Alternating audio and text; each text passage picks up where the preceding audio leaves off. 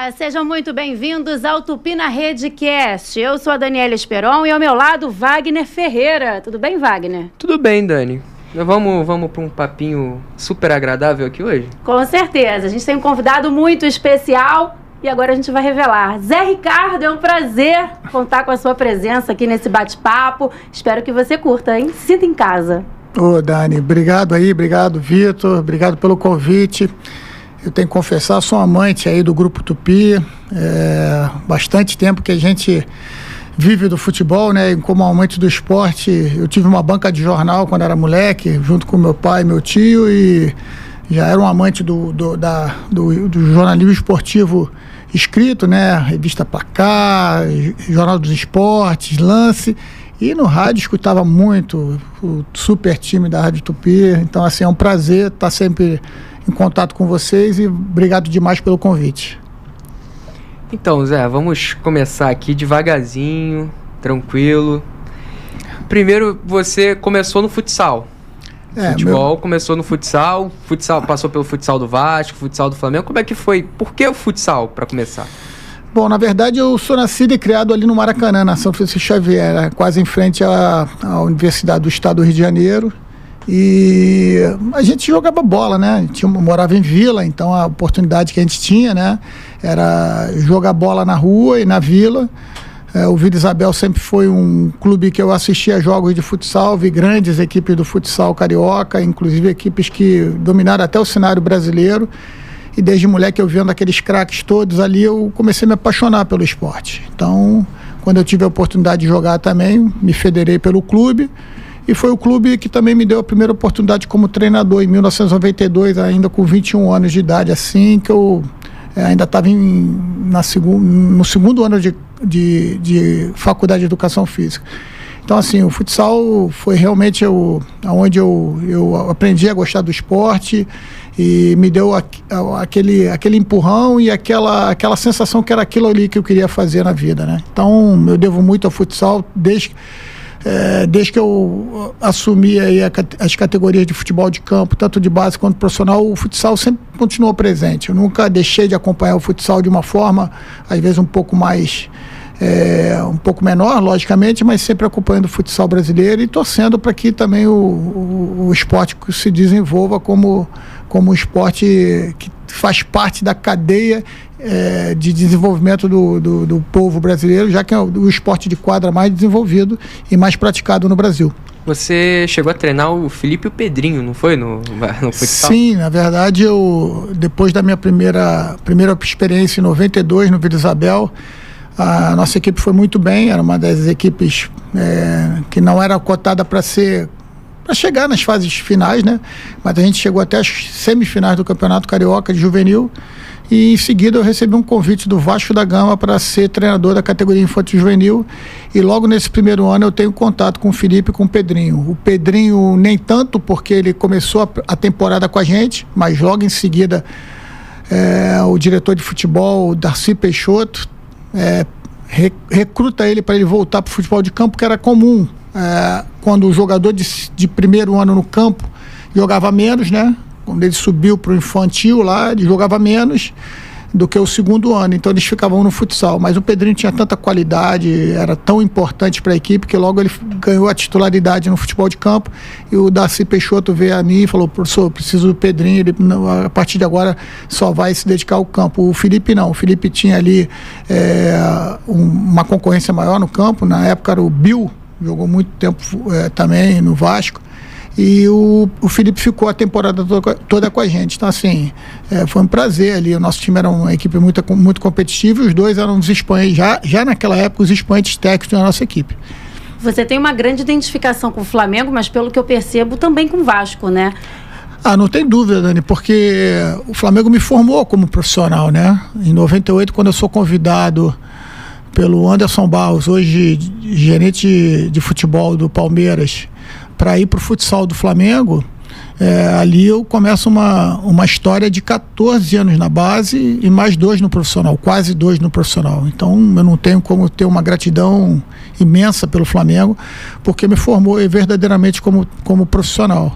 Mas o Vasco, além de ser a minha primeira equipe, né, de camisa, né, a minha primeira referência de time grande, né, no futsal, e também tive a oportunidade de ter 2 passagens que eu considero passagens muito legais com o clube da Cruz de Malta. Então, assim, é um carinho muito grande pelas 2 equipes, né, pelos 2 clubes, e uma satisfação e uma honra, né, poder estar falando isso. Eu me sinto privilegiado de poder ter participado efetivamente como treinador representando essas 2 equipes. É muito difícil a gente ver, né, uma pessoa ser neutra, porque você treinou o Flamengo, você treinou o Vasco e as 2 torcidas gostam de você, né? A gente não vê aqueles xingamentos, aquela coisa assim de rivalidade. É verdade, a identificação com o Flamengo, ela passa muito também pela quantidade de jogadores na categoria de base que a gente consegue ajudar a revelar, né? Num momento muito difícil do Flamengo, né? Eu peguei os momentos, talvez, se não os mais críticos, alguns dos mais críticos que o torcedor flamenguista também lembra, né? O Flamengo teve problemas seríssimos, né?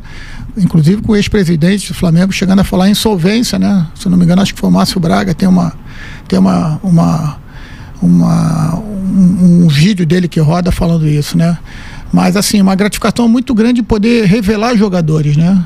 Quando a gente consegue o título da Copa São Paulo em 2016, boa parte daquela equipe, né? Boa parte mesmo, alguns no profissional do Flamengo, e hoje estão aí trilhando seus caminhos, mas quase que 100% daquele elenco todo, tirando 3, 4 jogadores, não vingaram no futebol profissional. E ali já começa um movimento de valorização da base do Flamengo, né? Começado há um tempo atrás, até reconhecendo pela Patrícia Murim, que ela realmente, por ser uma atleta, ex-atleta olímpica, ela sabia da importância de investir nas categorias de base de todo o clube, né, de todas as modalidades, e no futebol não foi diferente. Ali começa o movimento, o próprio Zico foi importante também naquela vinda dele para o Flamengo em categoria de base também, e dando muita atenção ao CT Jorge Elau, lá em Vargem Grande. Então ali começa o movimento de dar mais peso à categoria de base, e depois vem Carlos Noval, Carlos de Brasil. O Noval fica até pouco tempo um dos diretores de futebol de base mais vitoriosos do Brasil, e ele começa esse movimento de valorizar a base. Então a gente tem muita identificação por isso, e logicamente que lá na frente, com o presidente Bandeira de Melo, o diretor Rodrigo Caetano, dando confiança para a gente fazer aquela transição. Infelizmente, por um motivo de saúde, na saída do professor Muricy Ramalho, iria haver uma contratação de um profissional, de um outro profissional, e eu ia seguir como auxiliar da casa, mas o time começou a dar uma encaixada legal, a gente conseguiu uma escalonada até a classificação da Libertadores. Terminamos em 2º lugar junto com o Santos, né? Na verdade em 3º, o Santos com um número de vitória maior, e a partir de 2016, que foi aquele ano, o Flamengo nunca mais deixou de ir para uma Copa Libertadores, diretamente pelo Campeonato Brasileiro. E isso mostra ali que o caminho estava sendo trilhado, e eu tenho reconhecimento da torcida muito em função desses dois motivos, né? E pelo Vasco, acho que o fato de a gente ter em 2017 feito uma campanha de recuperação maravilhosa, chegamos à melhor campanha do retorno naquela ocasião, e culminando para a classificação da Libertadores. E em 2022, numa passagem mais recente, uma montagem da equipe base que conseguiu subir para a Série A do Campeonato Brasileiro. Então, assim, eu também tenho muito carinho pelas 2 torcidas, e o falecido presidente Eurico Miranda me falou isso quando eu cheguei. Ele falou, não se preocupa com isso, que minha preocupação era essa, né? Com tanta edificação com o Flamengo, como é que ia ser a minha recepção no Vasco. E ele falou, não se preocupa com isso, já aconteceu outras vezes, foi assim com o João Santana, foi assim com o Sebastião Lazzaroni, foi assim com o Romário, foi assim com o Bebeto. Pode deixar que da imprensa cuido eu, só se preocupe em trabalhar. Então, muito legal, e eu lembro com muito orgulho dessas passagens por esses 2 clubes. Então, Zé, você acabou até respondendo uma pergunta que eu ia fazer. Mas eu respondo de novo, vai lá. Não, era justamente essa chegada no Vasco, que você sai de um clube que é o maior rival do Vasco. Sem dúvida. E você é adotado pela torcida do Vasco. Você pega um Vasco num momento muito de uma crise muito intensa, até a saída do Milton Mendes. Perfeito. Você assume o Vasco brigando para não cair, entrega o Vasco numa Libertadores depois de 5 anos. Como é que foi essa chegada no Vasco e esse momento difícil que foi a saída do Milton Mendes? Então, passa por isso, né? Por essa conversa que eu tive com o Eurico Miranda. Eu tinha saído do Flamengo, tinha 10 dias mais ou menos. Eu recebi uma ligação do próprio Anderson Barros, que estava no Vasco. E eu estava de férias. Eu tirei um final de semana com a minha esposa e com o meu filho. Eu estava na Bahia. E aí ele fala, quando é que você chega? Eu falei, eu chego tal dia, mas eu tenho um programa para fazer em São Paulo. Aí ele falou, então quando tu chegar de São Paulo, eu preciso conversar contigo. Eu fui conversar com ele, né? Com o diretor de futebol, com o Euriquinho, e eles me fizeram essa proposta. A minha preocupação a principal preocupação era essa. E aí eu fui conversar com o presidente, ele me falou que tudo isso que eu falei para vocês, e a chegada, assim, era um momento conturbado. Eu não fiz o primeiro jogo, eu tinha sido contratado numa sexta-feira, mais sábado, Fluminense e Vasco no Maracanã. Eu assisto da cabine. Se o Vasco perde aquele jogo, muito provavelmente entrava na zona de rebaixamento, e depois tinham 15 dias da data FIFA. Então quem faz o jogo é o Valdir Bigode. Tem uma vitória fundamental, 1-0, gol do Ramon, hoje comentarista de TV, e a gente recebe a equipe em 14º lugar. Aquela vitória coloca o Vasco em 14º ou 15º, não me lembro bem, mas com o alívio de não ter entrado na zona, uma respirada, e 15 dias para trabalhar. E nesses 15 dias a gente faz um trabalho principalmente com a adesão dos atletas, porque eu deixei bem claro aquilo que eu queria. Aí eu perguntei, vocês acham que conseguem? Falou, não, nós conseguimos, professor, só falar que a gente vai fazer. Tem que deixar aqui uma menção ao Milton, porque ele sai num momento conturbado, mas ele faz um bom trabalho, principalmente porque o Vasco vinha com muitos jogadores que tinham apresentado alguns problemas, né, em temporadas anteriores, com um vínculo muito forte com o clube também, mas o trabalho estava bem pavimentado ali. Eu faço meus ajustes, logicamente, e também estipulo algumas metas, e a gente vai conseguindo devagar. Eu lembro que quando a gente fala de estipular meta, a gente estabelece uma coisa bem legal, porque eu falo assim, a gente tem a tabela do campeonato, e a partir de agora a gente vai zerar uma outra tabela. Então eu coloquei no quadro de avisos, né, no quadro que a gente tem de jogadores, a tabela do Campeonato Brasileiro, e eu botei uma tabela paralela ali. A partir daquele momento, zerei os 20 clubes e comecei a pontuar. Eu falei, a gente tem time para ficar no G4, porque era importante passar essa mensagem para ele. Aqui a gente tem time para estar no G4, então a gente vai recuperar aqui. E a gente começou. Eu achava muito engraçado que cada rodada eles chegavam no vestiário, e às vezes quando eu passava assim, estavam eles olhando essa tabela paralela. E a gente ali brigando, a partir do momento que a gente consegue uma sequência muito parecida com a sequência que está tendo agora, a gente vai embora e a gente faz a melhor campanha do retorno. E logicamente que na tabela a gente consegue ficar em 7º lugar, indo para pré-Libertadores. Eu queria fazer uma pergunta em tom de curiosidade, né? Porque muita gente fala que jogar, por exemplo, no Maracanã, com a pressão da torcida do Flamengo, é muito pior. É algo assim que treme, né? E você treinou o Vasco e o Flamengo em jogos importantes. Tem diferença? Porque a torcida do Vasco também é muito grande, né? E faz uma pressão. Só que, não sei se eu estou errada, mas é uma torcida que apoia mais. Bom, é sempre complicado é sensível falar de torcida, né? Porque, assim, eu penso que todos os clubes têm o tamanho que tem por causa de suas torcidas, né? Então, o respeito é muito grande. Quando a gente assume um papel de treinador, seja da equipe que for, a minha maior preocupação é mostrar muito trabalho, comprometimento e respeito à torcida, né? E, logicamente, que a torcida de Vasco e Flamengo são duas das maiores torcidas do Brasil. E o Flamengo realmente tem uma torcida que canta o tempo todo, uma torcida exigente, fica muito mais exigente depois dessa fase, principalmente ali depois de 2019, né, que é campeão da Libertadores.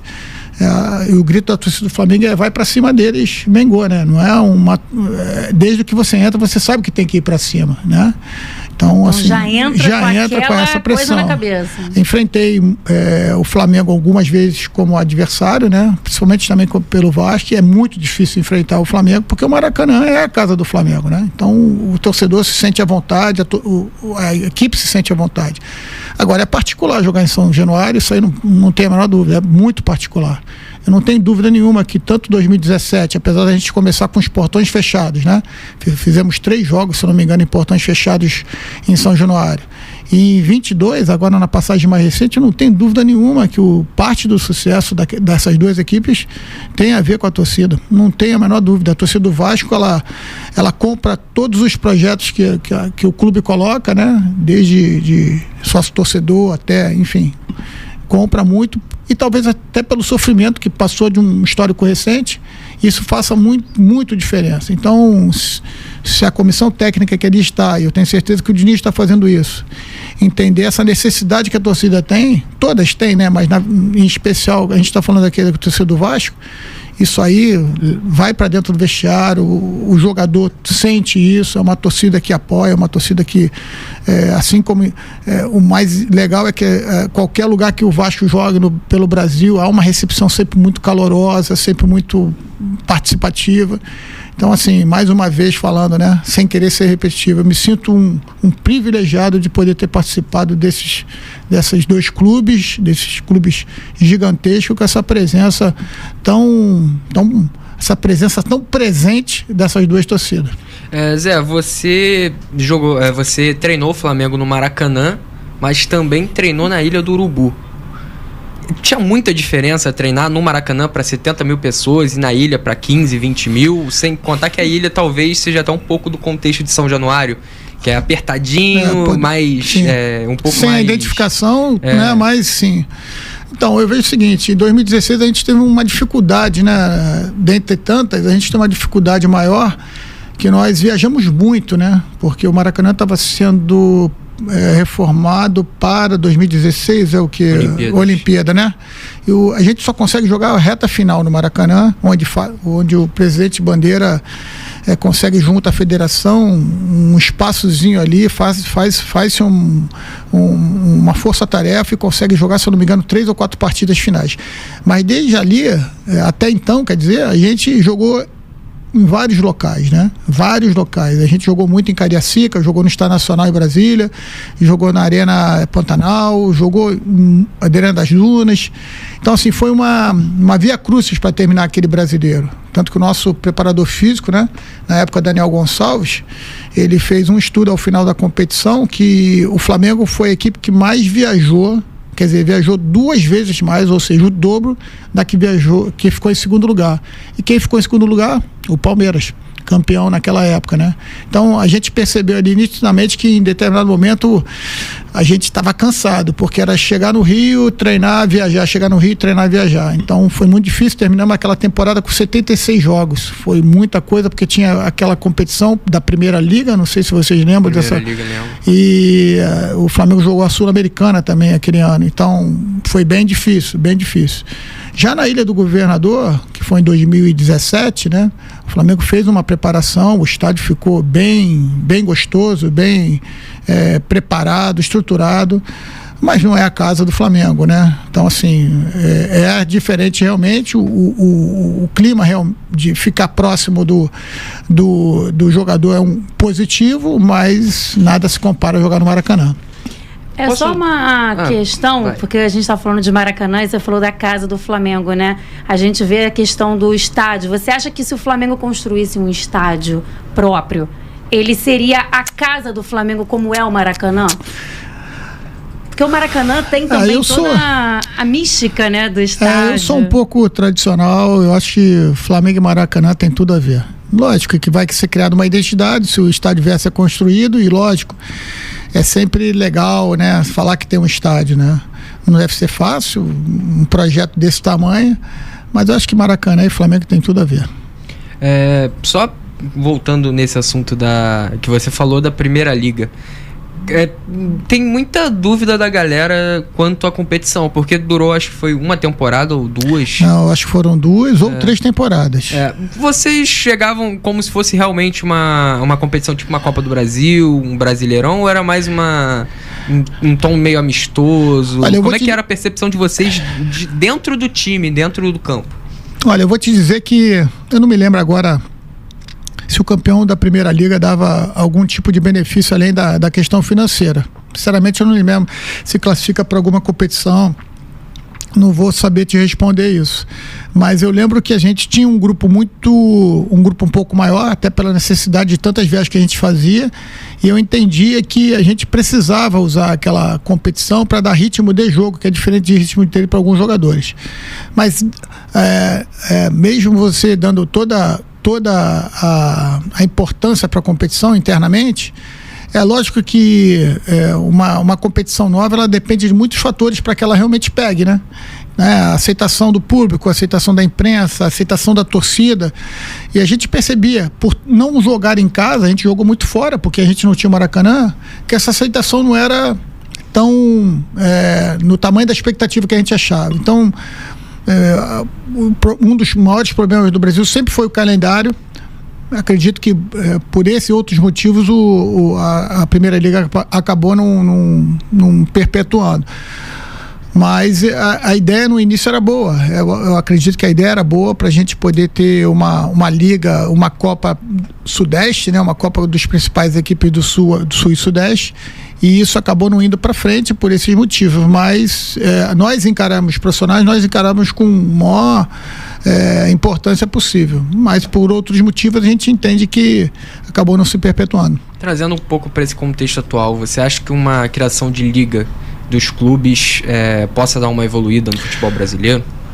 Bom, eu acho que são assuntos diferentes. Para mim não é que seja importante a criação de uma liga forte. Para mim é fundamental. É questão de sobrevivência para o futebol brasileiro, né? Eu tive uma experiência no Japão, onde a J-League é a principal organizadora, tem a associação, né, Federação de Futebol japonesa, mas a Liga é a principal competição.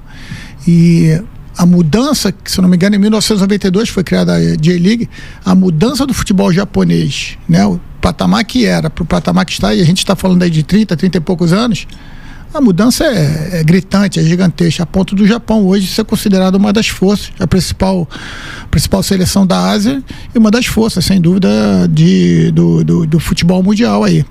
20ª, se eu não me engano, 20ª classificada no ranking da FIFA. Entra como favorita na sua principal geração e que mostrou no último amistoso, em que pese que tenha sido um amistoso para o Brasil com muitas variações, a gente vê uma equipe japonesa extremamente talentosa, ofensiva e com potencial de crescimento. Eu queria mudar um pouquinho de assunto, porque é verdade que você salvou a questão do Hugo Moura de ser jogador de futebol? Uma ligação sua mudou tudo? Não, na verdade salvei. Lógico que a gente teve uma participação, mas o menino o Hugo Moura além de um baita de um jogador, tentei levar para jogar comigo em alguns clubes, ainda não consegui. A torcida do Vasco vai ficar brava. Não, ainda não consegui. E eu acho que em 22 eu tentei chamar ele também, né? Mas eu não consegui levá-lo. Mas o Hugo, ele já tinha passado pelo Flamengo e eu assumo a categoria infantil, eu tinha subido do mirim para o infantil.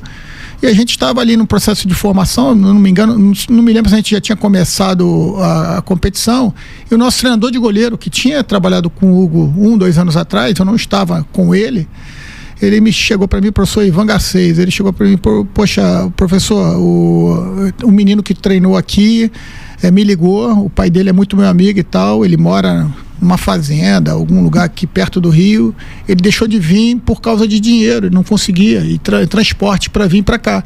Ele naquele momento largou.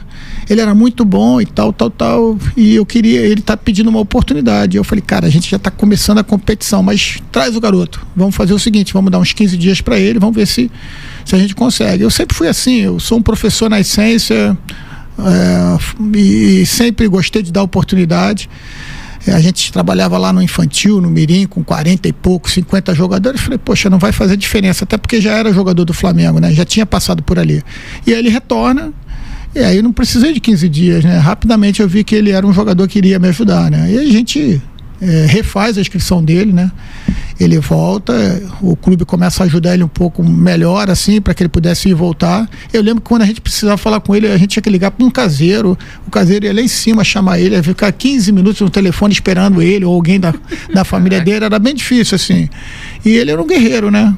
treinava muito, sempre, não é um jogador não é um falastrão, assim, ele treinava muito concentrado, desde pequenininho, muito concentrado, cara, tranquilo, e ele vem crescendo aí, eu acho que agora ele está no auge da carreira dele, mas sempre foi um jogador que eu gostei e admirei muito.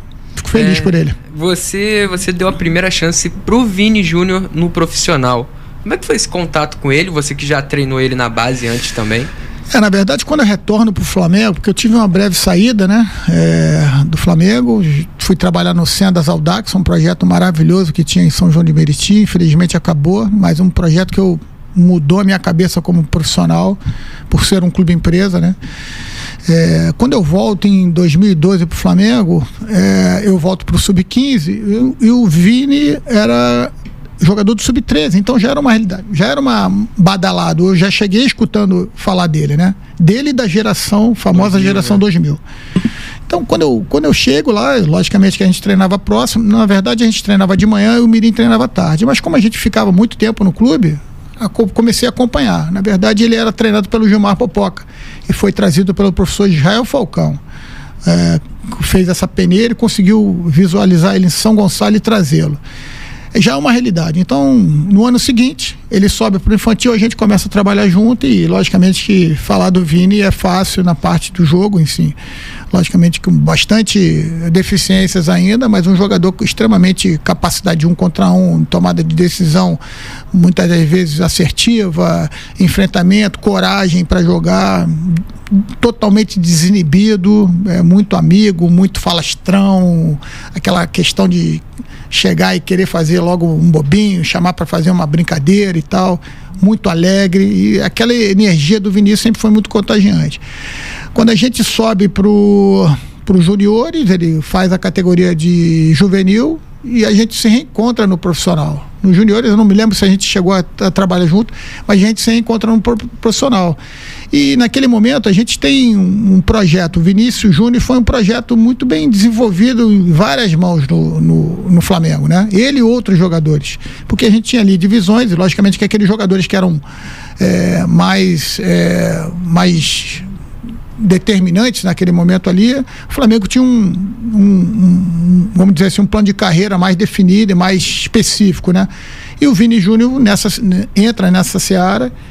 E naquele momento ali, na estreia do Campeonato Brasileiro, depois de fazer a Copa São Paulo ainda com os juniores e disputar algumas partidas da categoria juniores, a gente entende que o Vinícius Júnior, já com toda aquele movimento de ser vendido, seria importante ele estrear no profissional. Então, assim, conhecer o treinador foi melhor para ele, eu acho que tudo favoreceu. Entrar numa equipe que também tinha muitos jovens que trabalharam com ele, né? Em algum momento também facilitou. A comissão técnica que nós trabalhávamos, 16, 17, toda a comissão técnica que trabalhou comigo era oriunda da base do Flamengo. Ou seja, todos os profissionais conheciam o Vini Júnior, as suas deficiências, as suas necessidades, como ele gostava de treinar, como era necessário. Então, assim, tudo isso eu costumo dizer que é o momento certo na hora certa, e aconteceu isso com o Vini. Agora, eu fui o responsável em dar a primeira oportunidade, mas é um trabalho feito em várias mãos e com muitos profissionais competentes ali, e logicamente que quando se trata de um fora de série, que eu acho que o Vinícius é um fora de série, fica mais fácil, né? Você tem contato com ele ainda hoje? Não tenho contato. Na verdade, eu sou um cara muito retraído, recatado nesse sentido. Eu acho que tem alguns atletas que falam comigo até hoje e tal, mas eu, para procurar, eu prefiro ficar na minha, mas eu tenho um carinho muito grande por todos eles, o Vinícius também. Em especial, ele me deixou uma mensagem muito bonita quando ele saiu do Flamengo, quando eu saí do Flamengo primeiro e depois quando ele saiu. Tem essa mensagem comigo guardada até hoje. Ele dedicou o primeiro gol dele como profissional para você, não é? Eu sei disso, eu vi ali, fiquei muito emocionado, continuo emocionado só de falar. Mas assim, essa é a nossa maior conquista, a nossa maior medalha, o nosso melhor troféu, é ver os meninos, porque eu acho que eu tenho uma missão na vida muito além de ser treinador, né?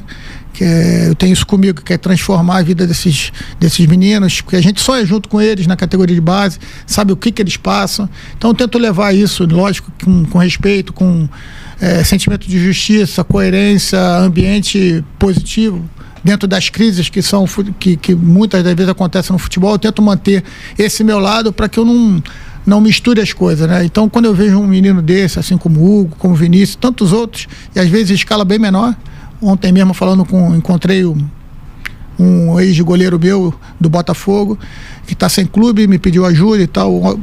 Ontem mesmo eu pedi o material, estou tentando ajudar. É isso que eu acho que é maior do que qualquer conquista. E realmente me dá prazer. Você também treinou o Paquetá, né? Que é um jogador que se destacou aí no cenário mundial. O Lucas eu acabei treinando mais tempo, né? Uma história bem legal também, porque eu chego no Flamengo, o Paquetá era um dos principais jogadores do infantil do Flamengo. Tinha aquele problema que ele enfrentou bastante, né? Porque era um jogador assim com a maturação bem lenta, com dificuldades para se manter durante 40 minutos, dos dois tempos, 80 minutos no jogo, né? Naquela época não, o sub-15 são 40. E em determinado momento a gente recebe outros jogadores e ele começa, meio que absoluto que ele era, e começa a disputar a vaga, né? Que eu acho extremamente importante para o jogador na formação, disputar a vaga, ter alguém ali para fazer com que ele cresça. E naquele momento ali ele perdeu um pouco a condição de jogar sempre. E houve até a família ficou um pouco chateada comigo e tal. Pô, eu tinha acabado de chegar, o professor não gosta do Paquetá, o professor não gosta do Paquetá. E a gente, com as nossas reuniões semanais ou até mensais de fazer avaliação, sempre o Paquetá sempre muito bem avaliado, né? Mas jogador de futebol na base, ele precisa treinar bem, né? Treinar bem, se formar bem, mais do que jogar bem, ele precisa se formar bem. Então eu sempre tive isso muito claro, a avaliação individual do atleta. E aí eu soube que a família ficou chateada comigo e tal, não falava mais comigo, não olhava mais no final da partida e tal, e, enfim. E ele, o passou, dele, o Paquetá é um menino doce demais, nossa senhora, e ele gostava muito de interagir e tal, e eu sempre falando com ele das necessidades do futebol e tal. Quando a gente vai para os juniores, eu recebo o Paquetá, ele estava no juvenil. Eu fico mais tempo no infantil, ele sobe, faz um juvenil já em outro nível. Quando eu vou para os juniores, eu reencontro o Paquetá. Só que a nossa geração 95, ele é 97, a nossa geração 95 no Flamengo era uma geração fortíssima. Ganhou o campeonato, Taça Guanabara, Taça Rio, super campeões. Foi a base do título da Copa São Paulo, a nossa geração era muito forte. Só que eles ganharam a Taça Rio, já estavam classificados para as finais do Carioca. E eles saem de férias, porque já são todos profissionais, eram necessários sair de férias. A geração praticamente toda sai de férias. Enquanto isso, o Paquetá estava treinando. A gente tinha um preparador físico muito preocupado com a questão do trabalho de força. Juliano Spinelli faz parte hoje do corpo de preparadores físicos do Fluminense, um cara extremamente competente. E a gente nas reuniões falou, nesse período aqui que o Paquetá está chegando, entre eles outros, a gente precisa fazer um trabalho de força específico, esse jogador, dá uma eficiência aqui, dá um carinho especial para o Paquetá por causa disso, sempre muito avaliado, muito bem pela técnica, pelo cognitivo dele. E aí esses meninos saem de férias. E aí a molecada 97, 96 começa a jogar enquanto eles estavam de férias. Eu falei, agora, quando ele começa a jogar, já mais forte, já mais preparado, moral e tal. Quando a galera 95 volta de férias, eu falei, agora é com vocês, a competitividade que vai mostrar quem vai. Alguns meninos 95, a maioria volta, mas o Paquetá não sai mais da equipe. Então ele vai, e no ano seguinte ele é um dos principais jogadores. Ele é um dos principais jogadores da Copa São Paulo, né? Junto com o Matheus Sávio, Cafu, Ronaldo, Léo Duarte, Felipe Viseu. E ele é um jogador extremamente determinante naquela competição. E a partir daí, o Muricy Ramalho me chama para me pedir uma opinião. Queria subir mais um meia. E aí eu falei, o professor tem dois, Matheus Sávio e Paquetá. Os dois estão muito bem. E ele acaba subindo o Paquetá naquele primeiro momento e logo em seguida sobe o Sávio também. Então, assim, foi um momento muito especial. E só pra gente finalizar, eu encontro o pai e a mãe do Paquetá. Eu encontro o pai e a mãe do Paquetá tem pouco tempo atrás no restaurante e eu, sinceramente, pra tu ver como eu não guardo muitas coisas, eu tomei um susto, assim, eu não reconheci de primeira, né? E ela falou, isso é a mãe do Lucas e tal, a gente tá aqui pra te agradecer e tal. Depois de xingar muito pouquinho. Muito carinho, depois de muito carinho, mais carinho. Mas eu entendo, eu não levo nunca pro pessoal, porque eu entendo que isso faz parte, né? Mais aqui no Brasil, que é uma coisa muito aflorada, né? É a chance de alguém mudar de vida, né? Uma família mudar de vida. Sem dúvida, e o Paquetá, ele amava fazer aquilo ali. Tu vê que, além da expectativa de mudar de vida, o Paquetá Paquetá, desde o futsal, ele também jogou um pouco de futsal, ele amava estar no campo, era um garoto que talvez ele nem se preocupasse, nem tivesse muita atenção no que estava acontecendo fora. Ele gostava de treinar, sempre muito alegre e tal. E algumas vezes eu vi ele tenso por causa disso. Ele foi crescendo, foi entendendo que o desenvolvimento dele ainda era tardio e tal. Eu vi ele tenso em alguns momentos, colegas treinadores falavam isso pra gente, e a gente sempre ali, né? Mas nunca foi cogitado, saiu na imprensa que o Paquetá desistiu, ou o Paquetá ia ser mandado embora do Flamengo. Pelo tempo que eu passei lá, nunca foi cogitado isso. Pelo contrário, o Paquetá sempre foi tratado como um jogador que precisava de uma atenção especial para se desenvolver fisicamente, porque cognitivamente, tecnicamente, ele sempre foi acima da média. O Paquetá jogou comigo de ponta aberto, do pé trocado, jogou de camisa 10, jogou de 8, jogou de 5, quando a gente precisava ser mais ofensivo, ele veio jogar de primeiro volante. Então, assim, já jogou de 9, não foi comigo, mas já jogou de 9, foi bem, foi até no profissional já. Então, assim, é um jogador que, pelo cognitivo dele, vamos dizer assim, acima da média, ele consegue realmente se sobressair.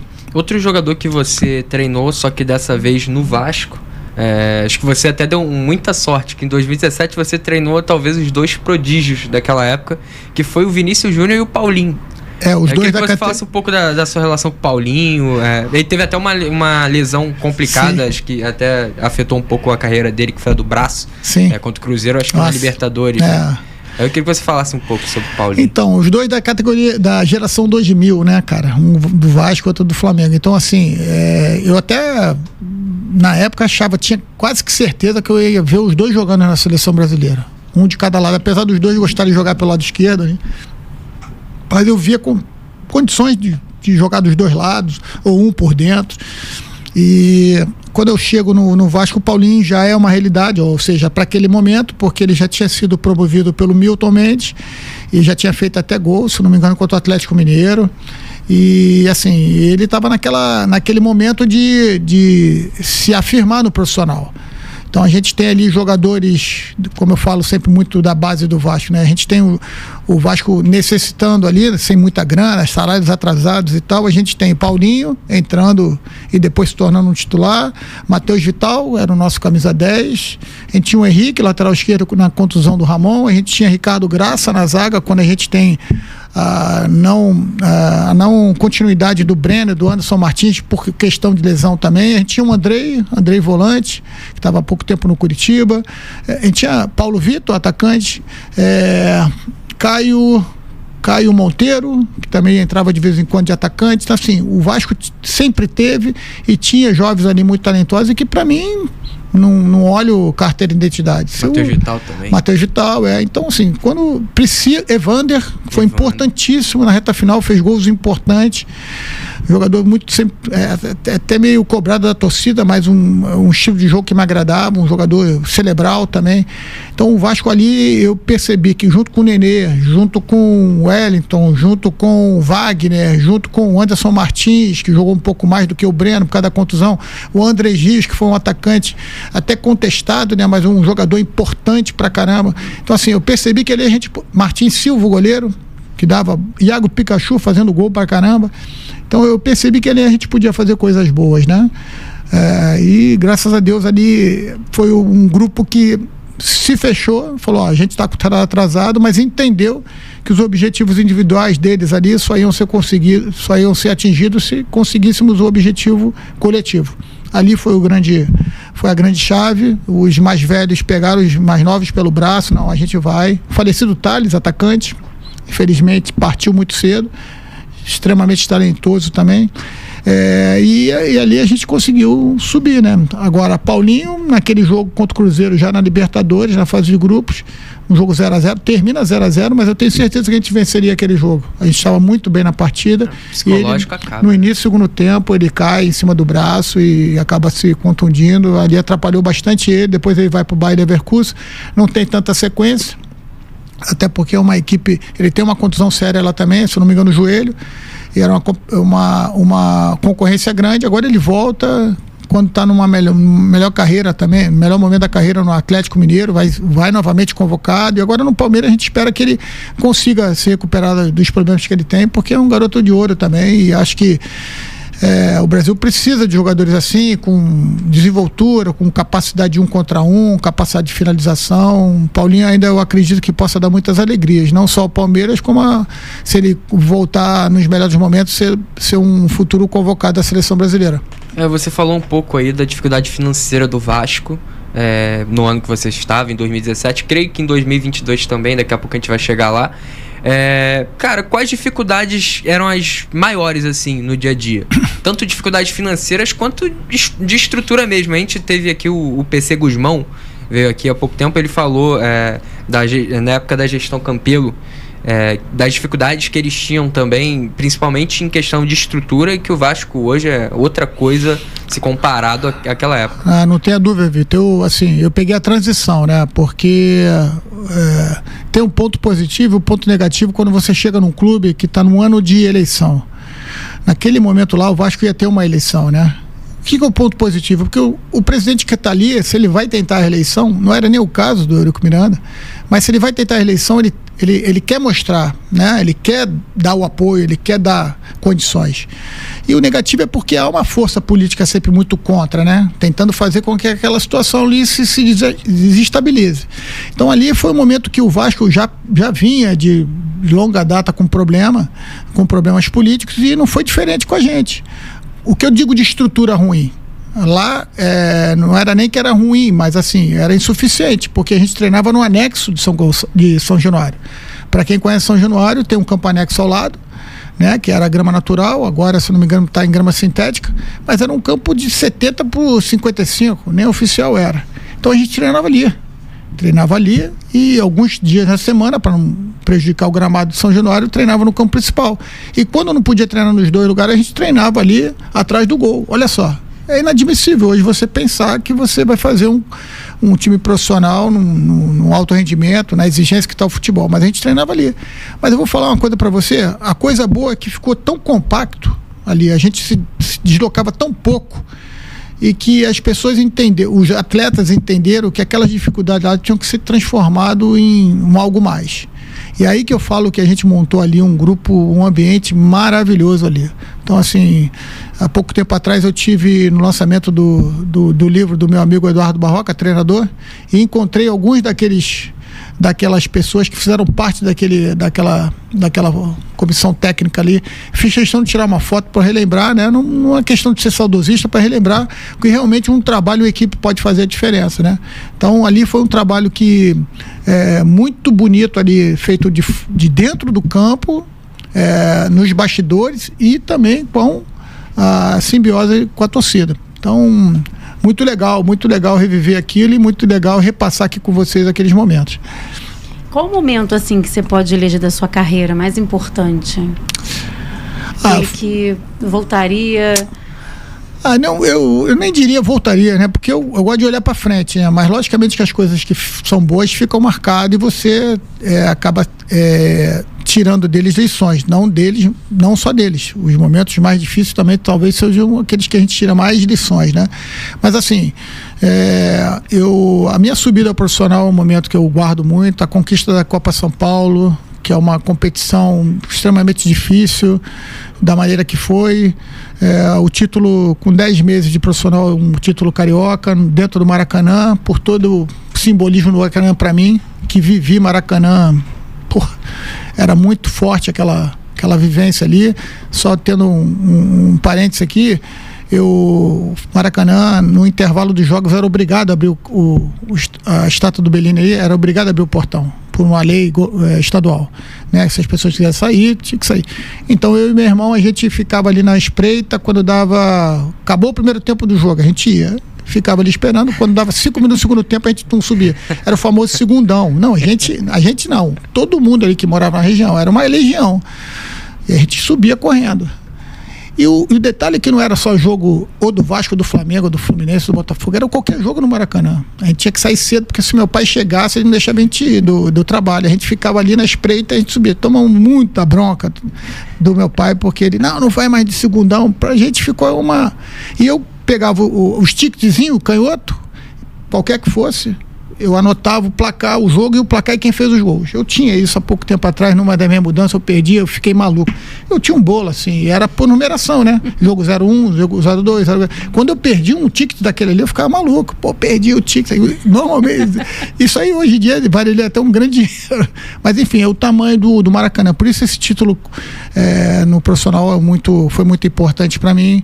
Logicamente que a conquista da vaga para Libertadores foi emocionante da maneira como foi. Então assim, mas tem grandes momentos no futsal também, porque foi onde me fez despertar a paixão pelo esporte. Então assim, o esporte ele está o tempo todo dando para a gente a oportunidade de a gente melhorar, de a gente ajudar pessoas e de guardar momentos como esse no coração. Cara, você está falando do Maracanã, sem querer te cortar. Para você deve ter sido uma sensação assim inexplicável a primeira vez que você pisou no gramado do Maracanã, né? Sem dúvida, eu lembro muito bem, foi ainda como treinador dos juniores do Flamengo, a gente fez uma preliminar, Flamengo e Barra Mansa, e foi o primeiro jogo, eu fiquei desesperado ali, eu falei, caraca, vou jogar no Maracanã. Passa um filme, né? Aquele menino. E era um jogo no meio de semana à noite, não lembro a data, e a gente quando entra no Maracanã para aquecer ali os jogadores, eu nem costumo subir para ver aquecimento, eu fico no vestiário concentrado. Mas naquele eu fui subir, cara. Eu fiquei ali vendo a torcida chegar bem devagarzinho, o Maracanã com meia luz, assim. E eu falei, cara, tô no Maracanã. Onde eu sempre quis estar, onde eu milhares de vezes estive ali na arquibancada, torcendo, vibrando e tal, e correndo em volta, porque a minha atividade física era em volta do Maracanã.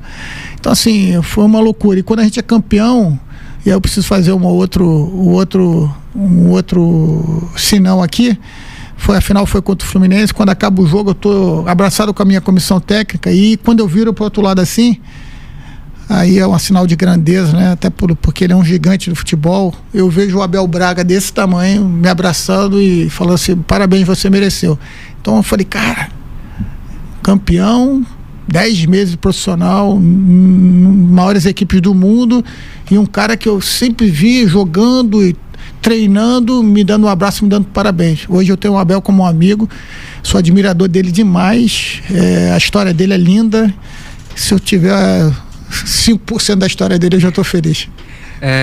Zé, você falou de um momento muito feliz, mas também tiveram momentos tristes, né? Sem dúvida. Eu imagino que aquele jogo contra o São Lourenço seja talvez o mais triste da sua carreira. Como é que foi levar um gol já nos minutos finais? Como é que foi aquele vestiário ali depois do jogo?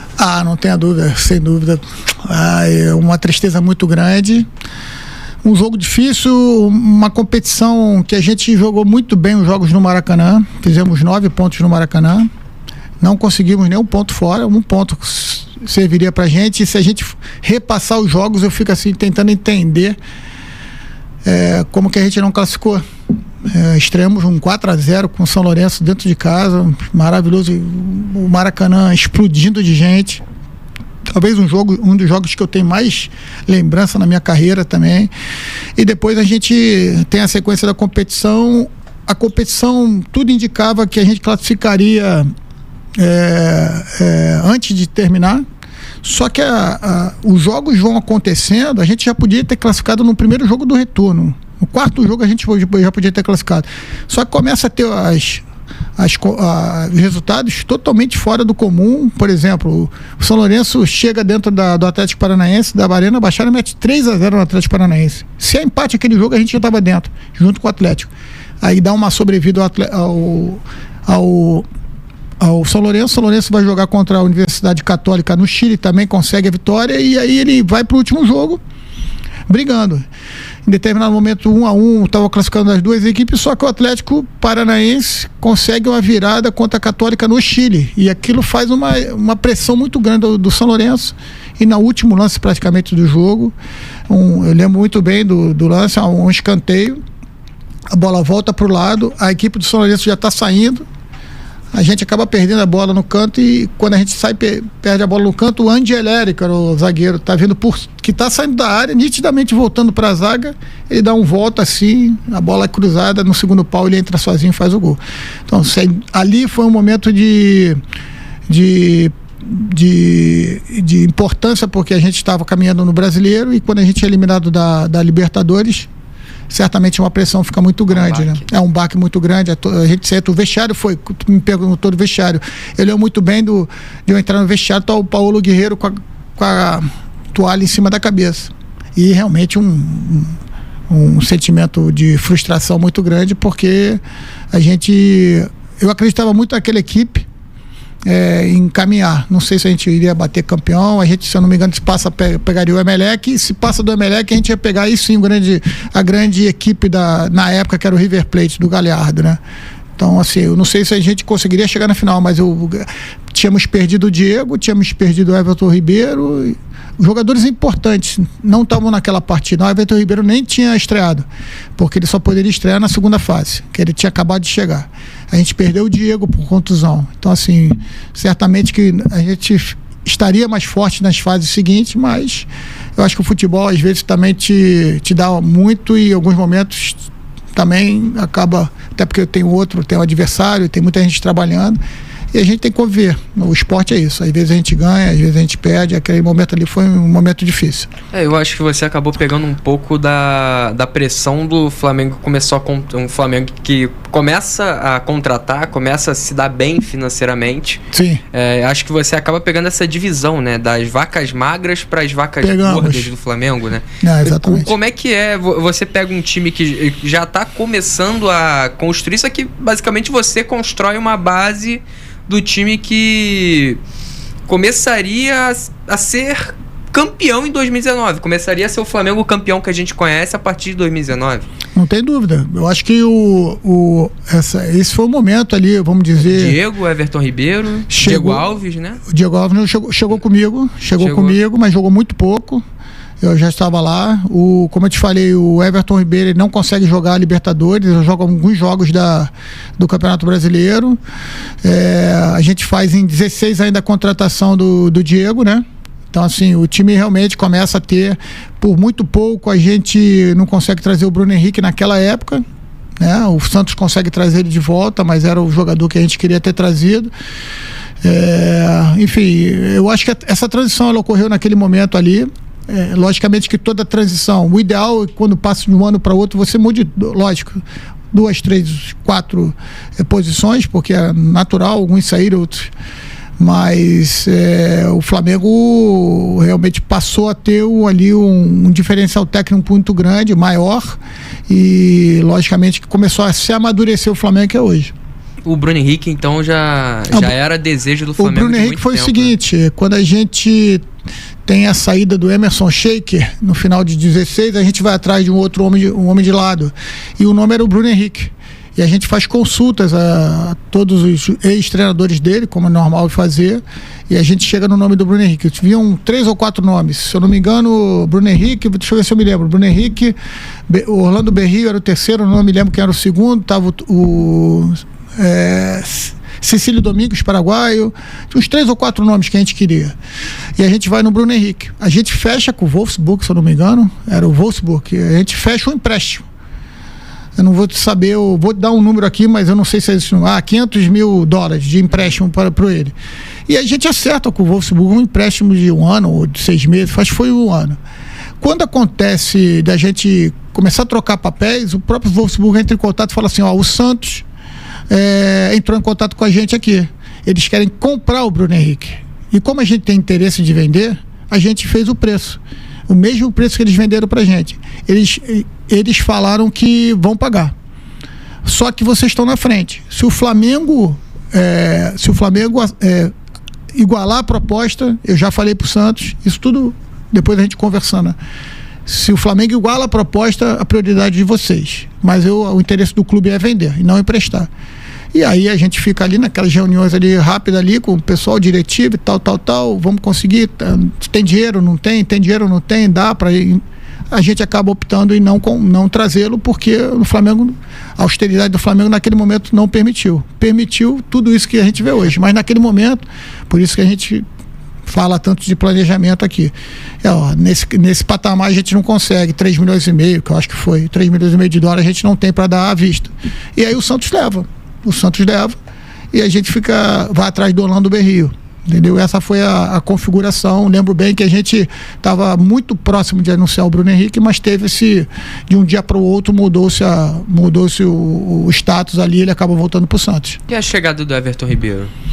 O Everton... Quem foi indicação sua? Rodrigo Caetano, conhecia muito bem ele vai ao Catar, se eu não me engano, o Everton jogava no Catar nessa época, ele vai ao Catar e ele volta, fica uma semana lá, ele volta e me chama, falou assim, ó, tá em outro ritmo, é um jogadoraço, mas tá em outro ritmo, vai precisar de um tempo de adaptação, porque o jogo lá é um jogo, não é nem esse mundo árabe hoje, que hoje o mundo árabe evoluiu muito, mas era um outro nível, outro ritmo. Ele falou assim, ele tá parecendo que tá jogando um jogo já mais para veterano do que um profissional.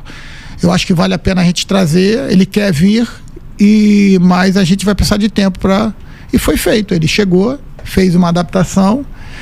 Quando ele tinha condições mínimas de jogar, a gente entendia que já era para colocar, porque aí o jogador pega ritmo jogando, né? E ele, certamente, junto com o Alan Patrick, junto com o Nenê, junto com a D'Alessandro, são os jogadores mais talentosos que eu vi jogar. O Everton Ribeiro é realmente um jogador diferente.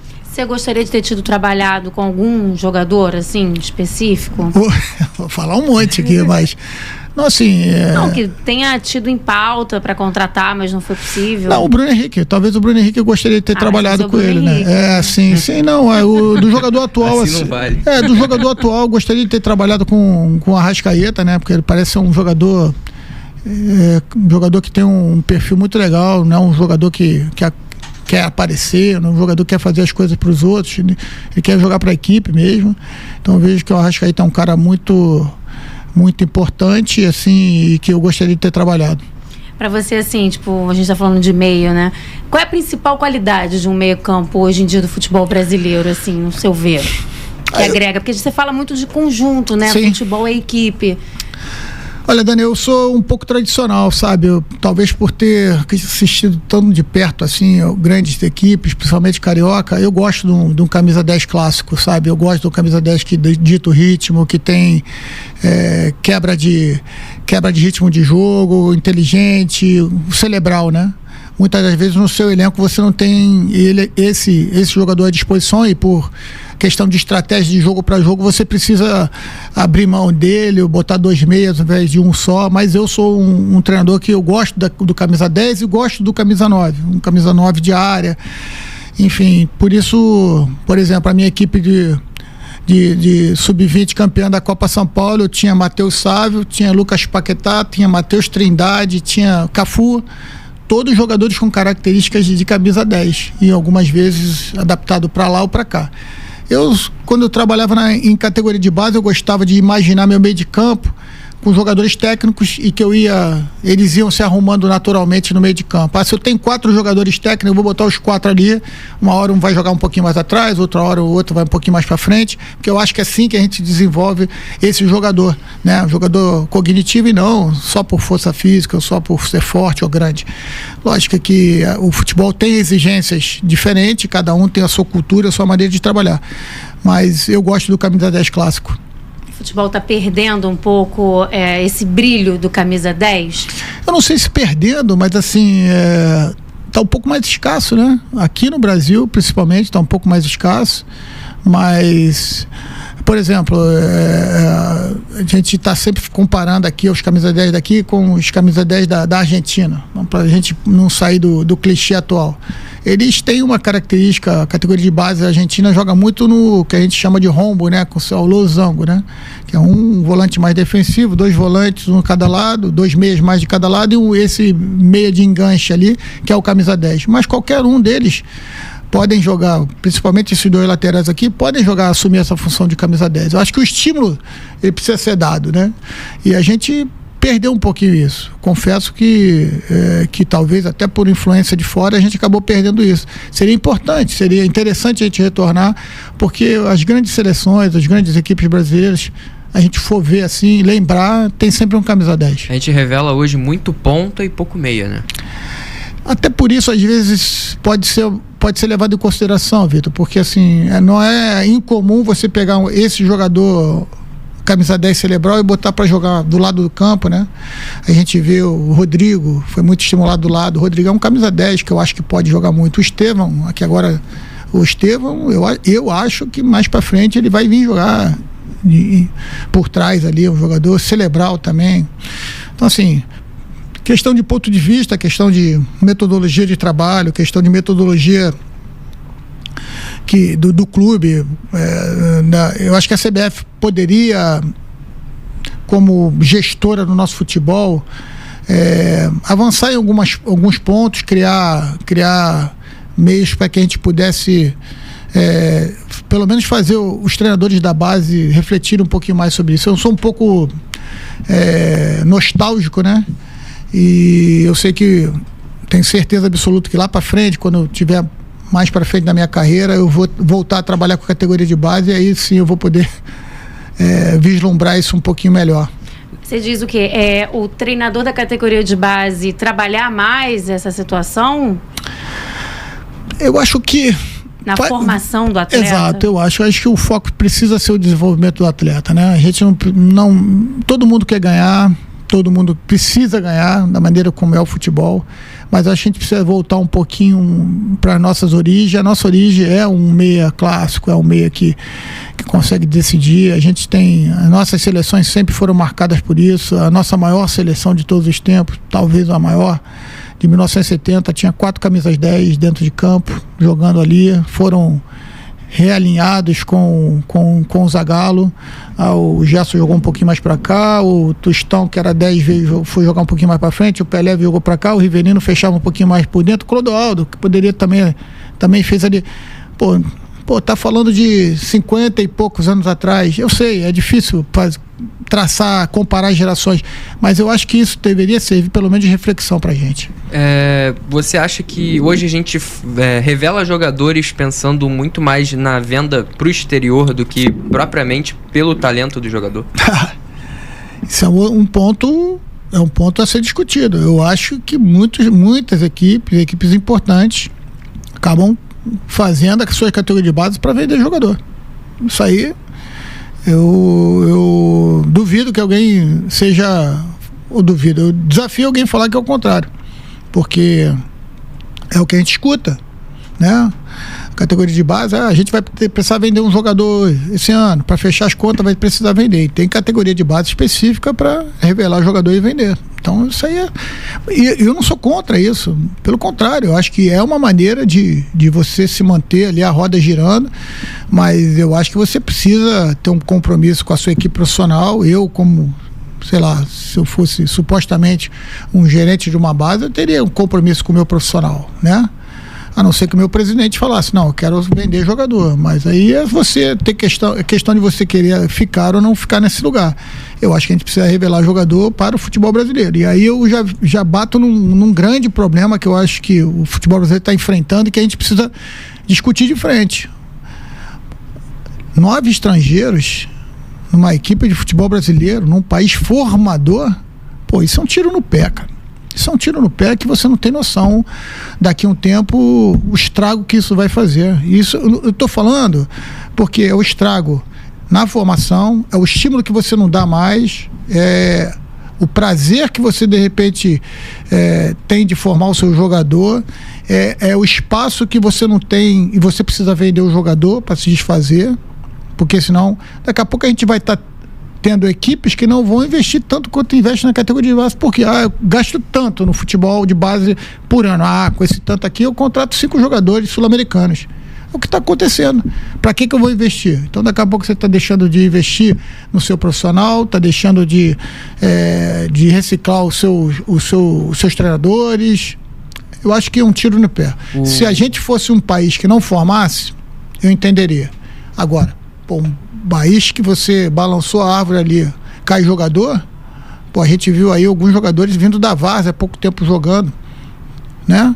Então, para mim é inadmissível. Uma coisa que eu tenho batido com os colegas de trabalho, onde eu vou, com curso, palestra e tal. Agora, dia 4, nós teremos um encontro na CBF de treinadores junto com os responsáveis da CBF lá, o Ancelotti vai estar lá, o Rodrigo Caetano vai estar lá, vai ser um debate, onde a gente vai conseguir externar alguma das demandas dos treinadores e as demandas do futebol brasileiro. Eu achei muito bacana, dá até parabenizar a CBF por abrir esse espaço pra gente.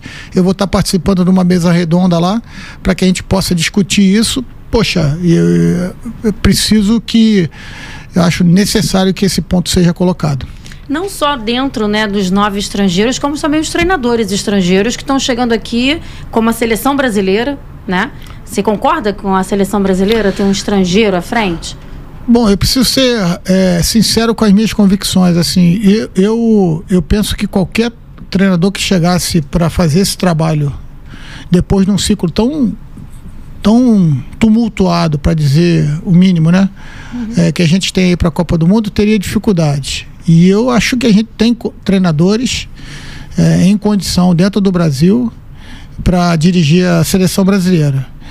A partir do momento que a direção da CBF toma para si o fato de ter um treinador de fora, aí eu sou a favor que se venha o melhor, né? Porque a seleção brasileira, se não for a maior, é uma das maiores marcas do futebol mundial. Eu ainda acho que é a maior marca de futebol mundial, apesar do momento que passamos aqui. E eu acho que o Ancelotti, o seu currículo mostra por si só. Penso que o Brasil vai ter muita dificuldade, não pelos jogadores que tem, não pelo treinador, pela comissão, pela seriedade que vai ser levado a planificação para a Copa do Mundo. Porque eu acho que um título de Copa do Mundo ele é muito fatorial, né?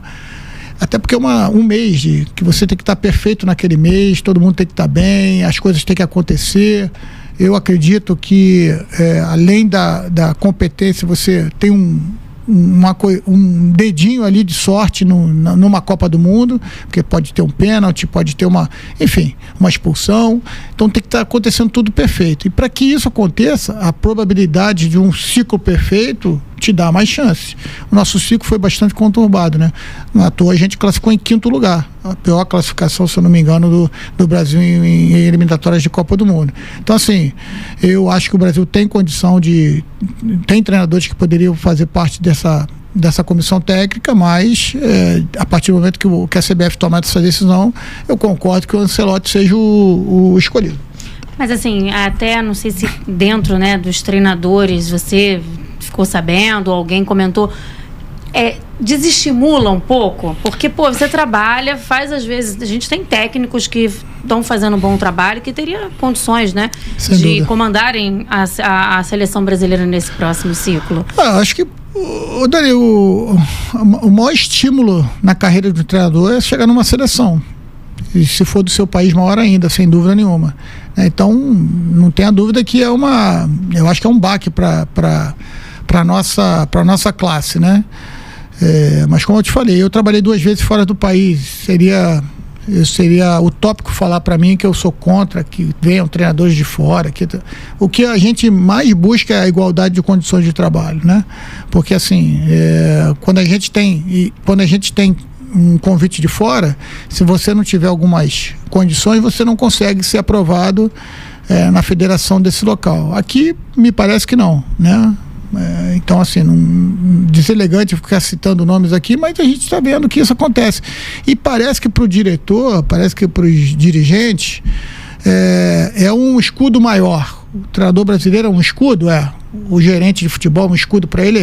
O treinador estrangeiro é um escudo maior para que ele está cansado, tomando muita porrada da torcida, porque infelizmente a torcida tem um pouco mais de complacência com o treinador que vem de fora do que conosco. Você acha que a demissão do Diniz e depois a do Dorival, eles tiveram pouco tempo na frente da seleção, ou acabou vindo numa hora que realmente acho que está complicado? Eu acho que faz parte de tudo isso que a gente está conversando, Vitor. Houve um ambiente que não foi propício nem para um nem para outro, né?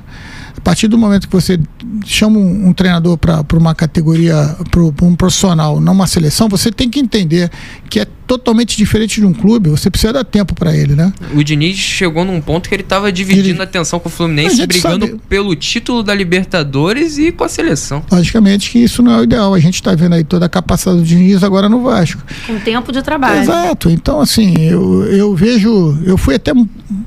fui até um pouco criticado logo na saída do Tite, que num dos programas, não lembro qual, me perguntaram qual seria o meu nome ideal para assumir o lugar do Tite. Eu falei o André Jardine, né? Porque o André Jardine fez todo o ciclo de Olimpíada, foi campeão da Olimpíada.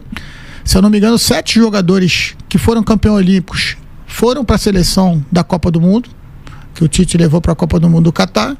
O André Jardine, eu falando com algumas pessoas da comissão dele, pô, e aí, e agora? Falando, pô, estamos na nuvem, ele usou esse termo, estamos na nuvem, a gente não sabe o que vai fazer.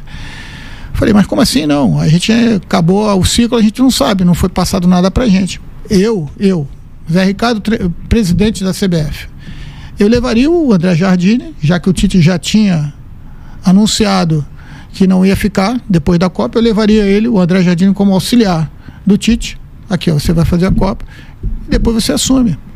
Porque é o cara que conhecia os processos, conhecia a base, já tinha uma base feita, já tinha uma base oferecida para o profissional, um cara extremamente competente, conhecia a CBF, e assim eu acho que a transição poderia ter sido feita de forma mais natural. Eu sei que isso, para a imprensa, para a torcida, não ia aparecer. Um treinador sem experiência. Exato, tudo isso. O Ramon chegou até a treinar alguns jogos. Agora tu vê, Vitor, o que foi feito na Argentina? O Scaloni dirigiu qual time profissional? Nenhum. Simplesmente fez o processo todo em categoria da AFA, todas as categorias. Então assim, a gente está copiando, não é copiando, é certeza, é continuidade. E hoje a Argentina é campeão mundial com um treinador que foi formado por eles. Mas é muito difícil, eu confesso. Seria a minha opinião, não quer dizer que aquilo teria que ser feito, é a minha opinião. E o André Jardine está voando no México, muito, né? Tricampeão mexicano. Pois é, só isso. É só isso. Então, e muitas equipes já fizeram convite para que ele voltar, pagando muito bem, e ele está lá e cumprindo o seu contrato. Acho que um dia pode até voltar a ser o treinador da seleção brasileira, porque é extremamente capaz. Zé, voltando aqui um pouco pro futebol brasileiro daqui, do nacionalzão. Vamos lá. 2017 teve um jogo aqui que um mês separa mais ou menos, você tava de um lado, depois foi pro outro, que Sim. Foi um Vasco-Flamengo. Foi aquele Vasco e Flamengo que teve uma briga na torcida. Cara, como é que foi o vestiário ali? Vocês ficaram com medo de ir embora? É um jogo muito louco desde o início, né? A volta do aquecimento, se eu não me engano, o Rodolfo, zagueiro do Flamengo.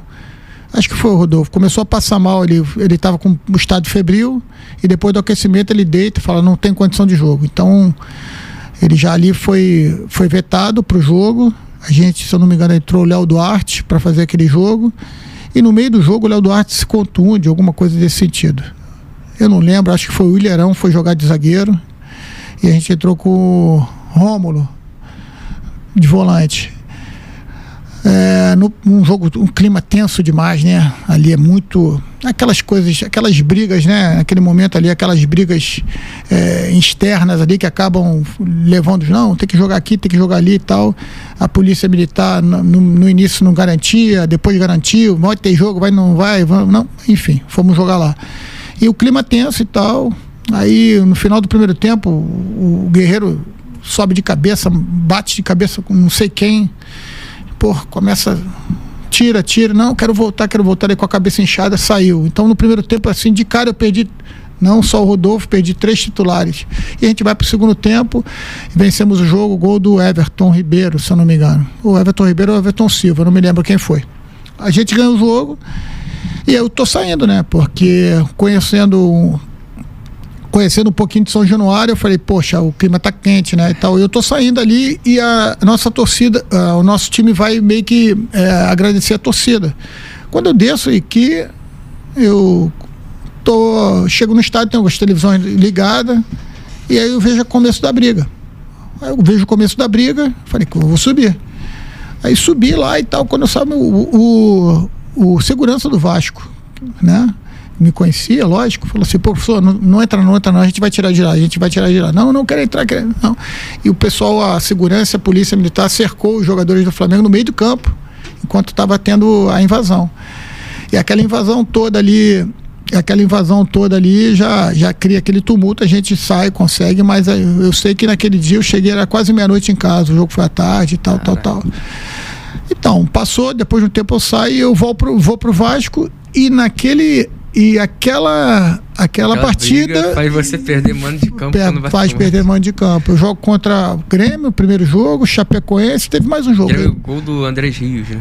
Gol do Andrés Rios. A gente acaba contra o Grêmio, Matheus Vital. Matheus Vital. Porque o Andrés Rios acho que faz um gol contra o Grêmio, mas deve ter sido 2000. Foi o cruzamento do Wagner, o Matheus Vital faz 1-0.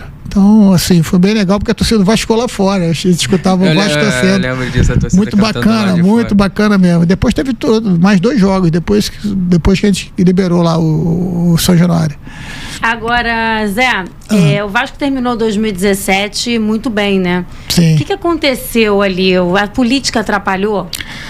2017, final de 2017 é a famosa urna 7, né? O Vasco teve uma eleição, aí o candidato A ganhava, na urna 7 virou, teve um problema, aí entrou a justiça, botaram 3 procuradores para dirigir o Vasco. Não, primeiro os 3 presidentes, os 3 candidatos iam dirigir juntos, nenhum deles quis fazer isso, aceitou, ficou sem. E a gente montando a equipe para Libertadores, para pré-Libertadores. Concentrar ali estava fácil, né? Saíram 20 e poucos jogadores, porque eram jogadores em final de contrato, jogadores que eram emprestados, jogadores que não tinham recebido. Então a gente começou a ter uma dificuldade. O Anderson Barros vai ao Botafogo, a gente chama o supervisor para ajudar, que é o Antônio Garcia, para começar a fazer as contratações, só que sendo que ele não tinha competência de contratação e nem fechar contrato, até porque não tinha presidente.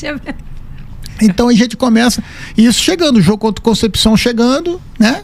E poxa, como é que a gente vai viajar? Não tinha passagem, não tinha nada. Eu falei, cara, tem que começar a ver isso aí. E aí a gente contou muito com a galera da casa, até que o Antônio chamou para si essa responsabilidade, falou, não, eu vou fazer os contratos, eu vou bater e tal.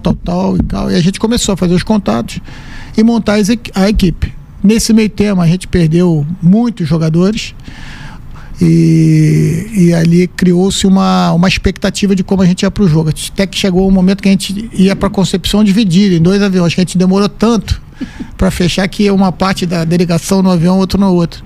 No último minuto lá conseguiu, junto da empresa, a gente conseguiu no mesmo voo.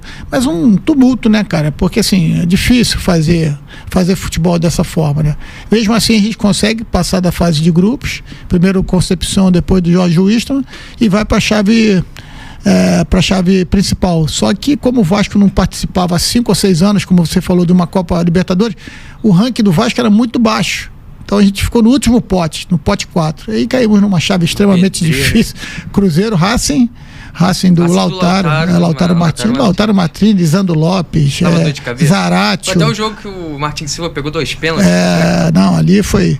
E o outro time era a Universidade do Chile, do Soteldo, do Boceju, Ângelo Arauz, era um timaço, muito difícil.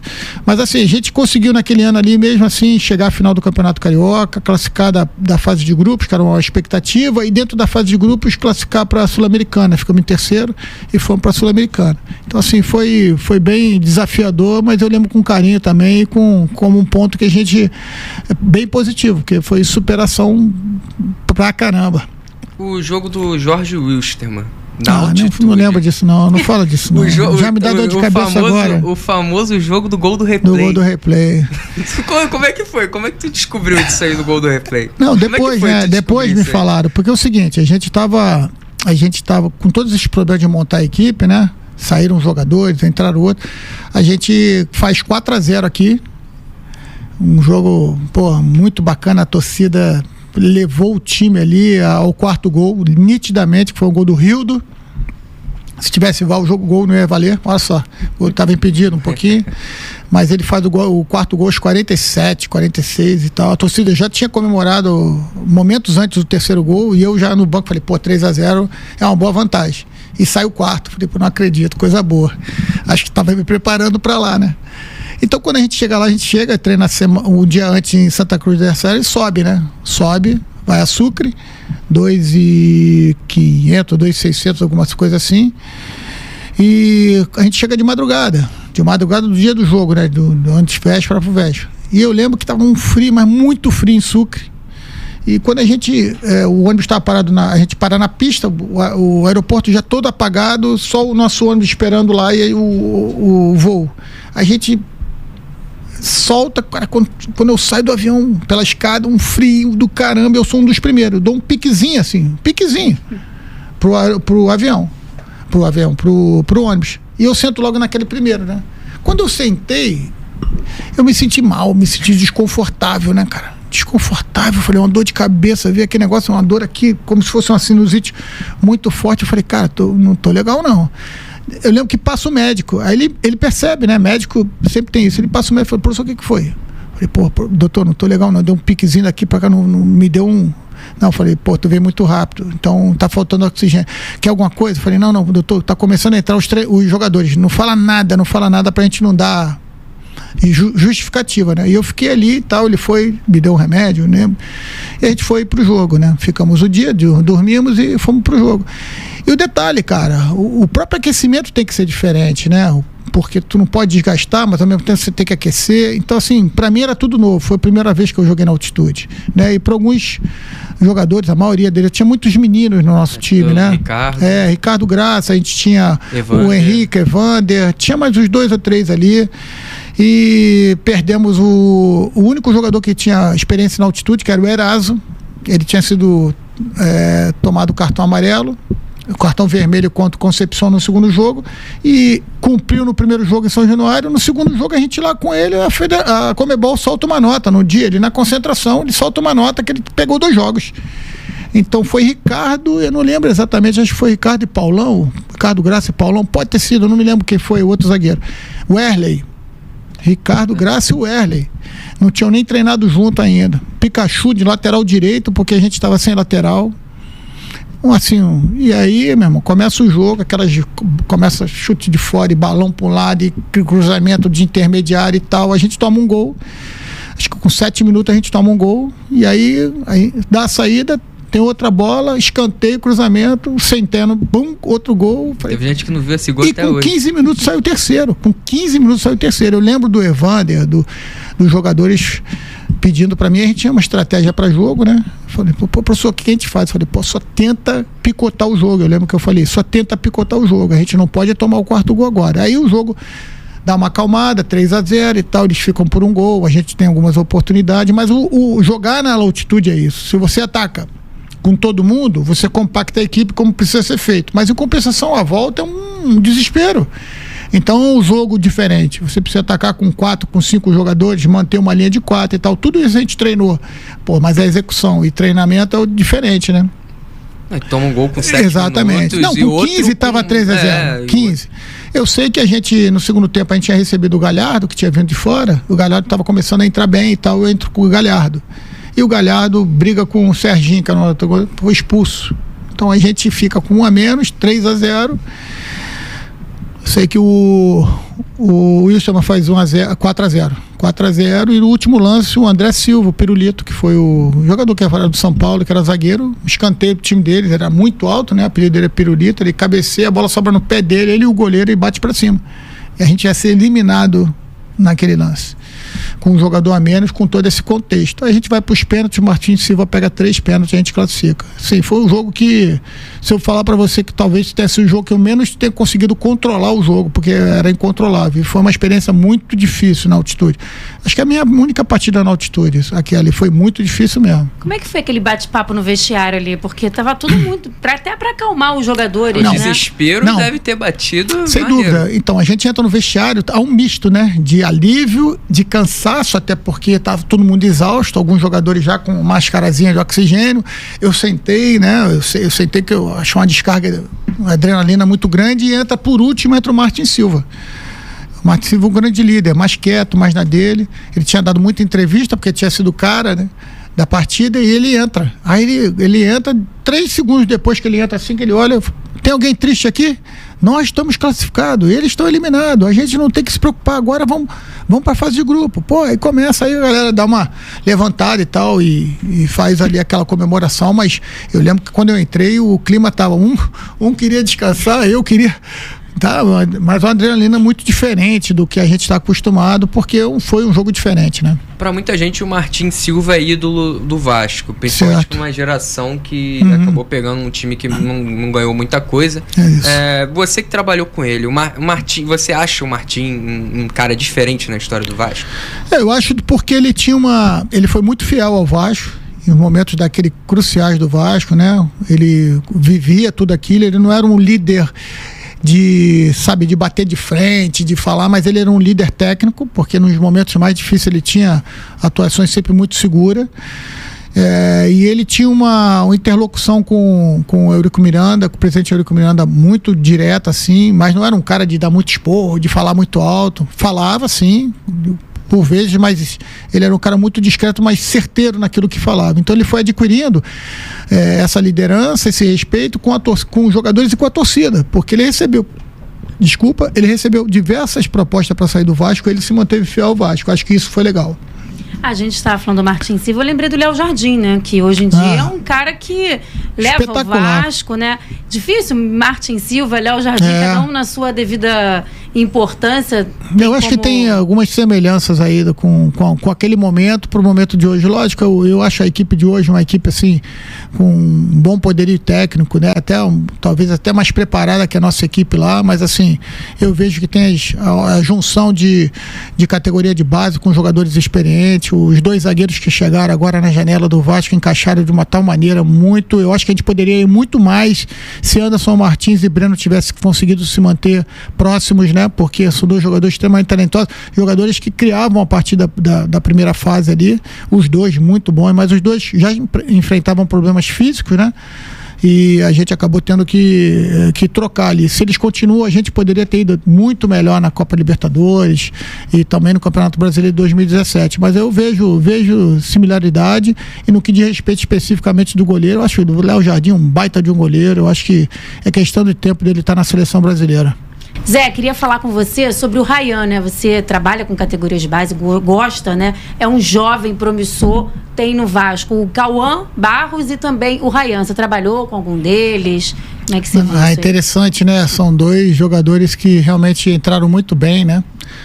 Eu acho que boa parte dessa arrancada que o Vasco está tendo passa por esses dois atletas. O Cauã, uma história engraçada que no início do ano, quando eu assumo o Criciúma, eu tento buscar ele, né? Entro em contato com o Glauber Rocha, que é o supervisor, o diretor do Vasco, para saber se eles iam aproveitar. Eles falaram, a princípio a gente não vai aproveitar, mas o William Batista, que tinha trabalhado com ele na base, mais o Eduardo Húngaro, estão indo para o América Mineiro, estão levando ele. Acho que pela proximidade ele optou em América Mineiro e acabei não conseguindo levar ele para o Criciúma.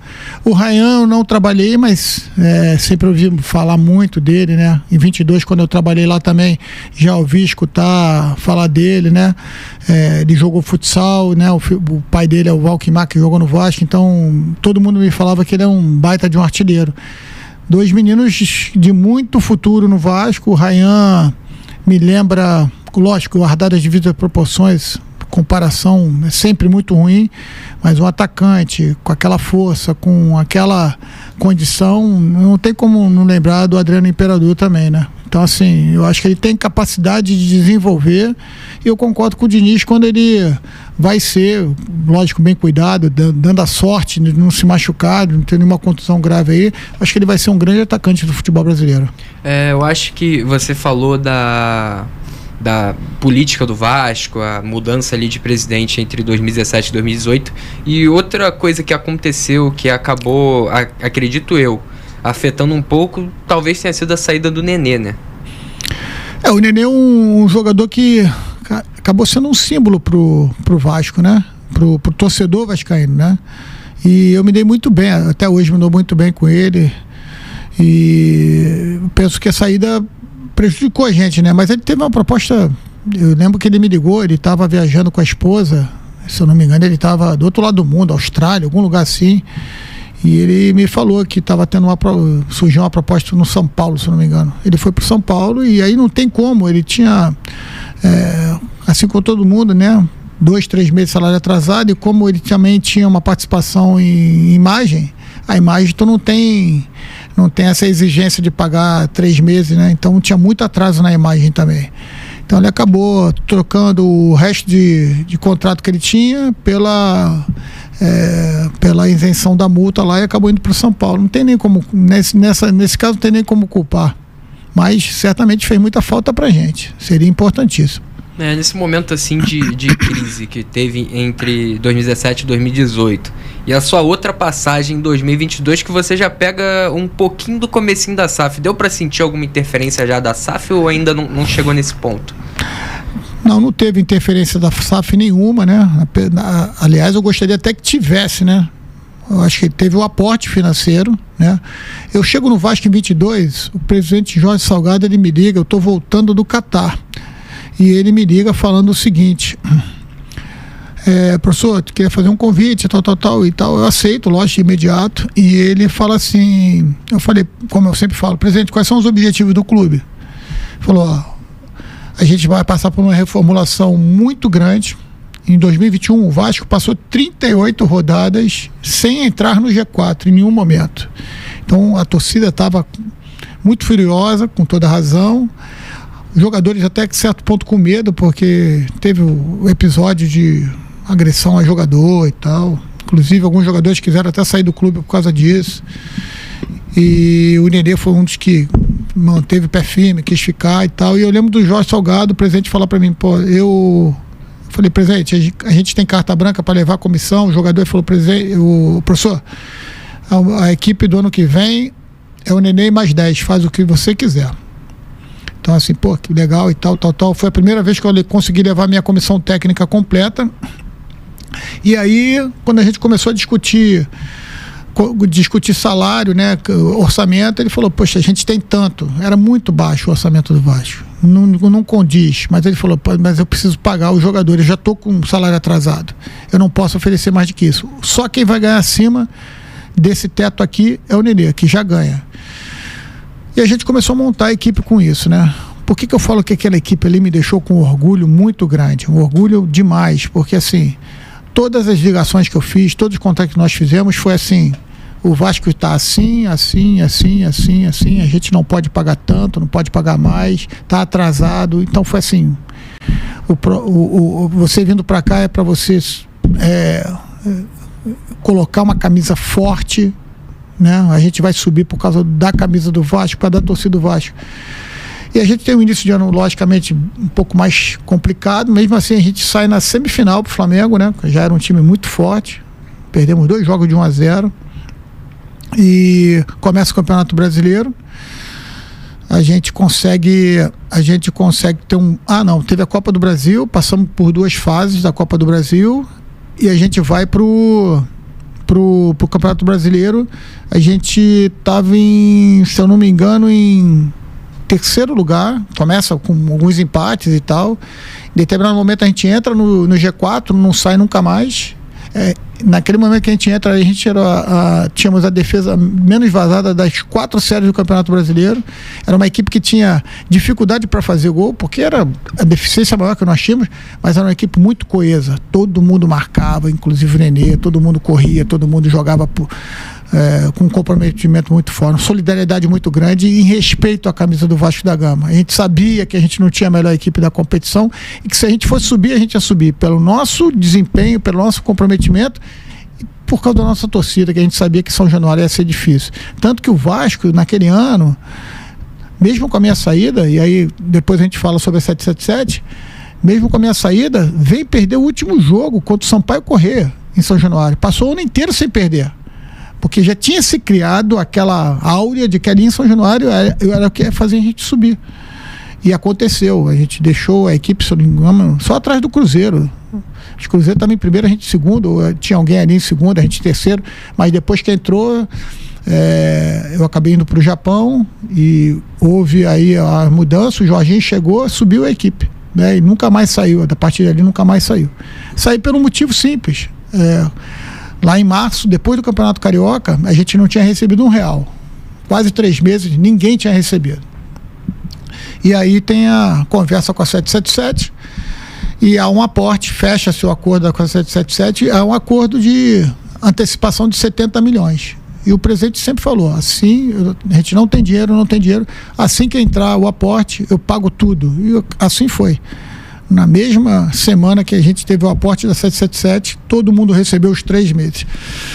E comigo aconteceu que a gente continuou o Campeonato Brasileiro e houve a visita de pessoas da empresa. E nas 3 visitas que tiveram, que eu me lembre, não foi tocado na manutenção da comissão técnica, manutenção do trabalho, porque o meu contrato a princípio era de 2 anos, 1 mais 1. Porque eu queria subir com o Vasco, tinha convicção que a gente podia subir e a partir disso fazer um campeonato Série A. E aí a 777 eu fui estudar um pouco a empresa, aí eu vi que eles tinham o histórico de fazer muitas mudanças no corpo técnico das suas equipes, foi assim no Genova, foi assim na equipe que eles tinham na Alemanha, agora não me lembro da equipe, foi assim na equipe que eles tinham também nos Estados Unidos, e eu comecei a ficar desconfiado, porque a gente teve 3 reuniões e nada foi decidido na manutenção do trabalho, até que eu cheguei, quando tive o convite dessa equipe japonesa, adoro a cultura e o futebol japonês. Eu falei com o presidente tinha perto da minha casa, ali no Leblon, tinha um escritório dele lá, eu fui conversar com ele, falou assim, eu lembro das palavras dele, professor, você é meu treinador, até porque ele me segurou nos momentos difíceis, né? Principalmente no início do Brasileiro, ele foi firme pra caramba, eu tenho muita admiração pelo Jorge Salgado, pela firmeza que ele tratou comigo, como homem mesmo, ele foi firme naquilo que ele falou, não, a gente não vai mexer. Quando começou ali, a gente teve 3 empates seguidos, alguma coisa assim. E aí ele falou, professor, até 31 de julho você é meu treinador, ou junho ou julho. A partir do dia 1º, a equipe a 777 entra, eu não tenho mais ingerência no futebol, não sei o que pode acontecer. E isso aí foi determinante para mim. Aí eu conversei com o pessoal, estava de pé a proposta lá, depois acabei tendo que sair. Mas não queria sair e em nenhum momento fizeram uma força para que você ficasse? Não, quando eu fui, o presidente sim, quis que eu ficasse. 777, no caso. Então, o presidente falou que ia conversar com o pessoal da 777, mas assim, o pessoal do Japão também tinha um pouco de pressa, o campeonato estava em andamento. E depois a 777 se mostrou muito parecido com os processos que eles tinham, né? Tudo que tinha que chegar, tudo que tinha que acontecer tinha que passar por várias pessoas, demorava o retorno, pelo menos foi o que eu li na imprensa, as pessoas que trabalham lá. Fez a troca, o Jorginho ganha tem o acesso garantido no último jogo contra o Ituano. Tem o Maurício antes. Tem o Maurício Souza antes, isso. Aí depois tem o Jorginho. O Jorginho sobe a equipe e eles mesmo assim fazem a troca. Ou seja, manteve o padrão que eles sempre tiveram, de não manter o trabalho ali, querem, enfim, tomar a ingerência. Então, assim, eu acho que eu não tomei a decisão errada, mas não gostaria de ter tomado aquela decisão, porque estava muito vinculado àquele grupo ali. Aquele grupo, até hoje a gente se fala bastante com aquela galera daquele grupo ali, né? Não foi um elenco, assim, tecnicamente falando, maravilhoso, longe das tradições do Vasco. A torcida até brincava, não sei se você lembra, os operários da colina. Exatamente, era isso. E aí tinha o Yuri Lara, que era o Pitbull, o pessoal brincava, tomando a sua Conceição, que era um capitão, Quinteiro. Então, assim, o Raniel, que veio, sem eu falar nada, ele veio. Eu liguei pra ele falou, Raniel, Zé Ricardo Vaz falou, professor, eu quero. Eu falei, sabe o que eu vou falar? Não, eu quero. Assim, foi um cara que... O pênalti do Raniel é um dos mais importantes, assim, passagem, um dos mais importantes. E assim a gente foi formando a nossa equipe, cara, com o Nenê ali, como centro ali da nossa equipe, e aí a gente traz um Peck, traz um Figueiredo para jogar mais, a gente tem o Andrei Santos jogando, começando a jogar, então assim, o Ulisses, que se machucou logo no início, um zagueiro que eu achava que ia ter condição também, então assim, foi realmente muito bacana a química que foi criada ali. Essa saída sua em 2022 foi mais dolorosa do que a de 2018? Em 2018 eu pedi para sair após um jogo em São Januário, porque eu estava num nível de estresse, um staff muito grande, estafado, porque, não sei se vocês sabem, né, o campeonato de juniores aqui no Rio de Janeiro era uma loucura, né, porque a gente jogava, campeonato todo, aí tem, depois do Carioca tem a Copa RS no Rio Grande do Sul, assim que acaba a Copa RS lá pro dia 20, você tem 10 dias ali, nem 10 dias, porque tem a Copa São Paulo no início do ano. Então, eu passei no Flamengo 3 anos nos juniores fazendo essa loucura, tanto que a gente tinha que vender férias, porque não tinha como tirar 30 dias, o pessoal fazia aquele jogo ali, tira 5 hoje, tira 10 amanhã, uma loucura muito grande. Assumo o profissional do Flamengo, fico 1 ano e 8 meses, num giro muito grande. Quando eu saio do Flamengo, 10 dias depois já estava no Vasco. Aquele movimento, esse processo todo de presidência e tal, para pré-Libertadores, Libertadores e tal. Chegou um momento que, ao final de um jogo em São Januário, contra o Botafogo, eu entro no vestiário, eu sento na minha mesa e meu coração estava taquicárdico. Eu falei, cara, tô nível de estresse, você não se cuida, não tem tempo para você. Ali me acendeu uma luz também. A partir dali, eu era um cara muito centralizador e queria saber de tudo. Hoje, a minha comissão técnica trabalha também muito próximo para poder delimitar funções e tal.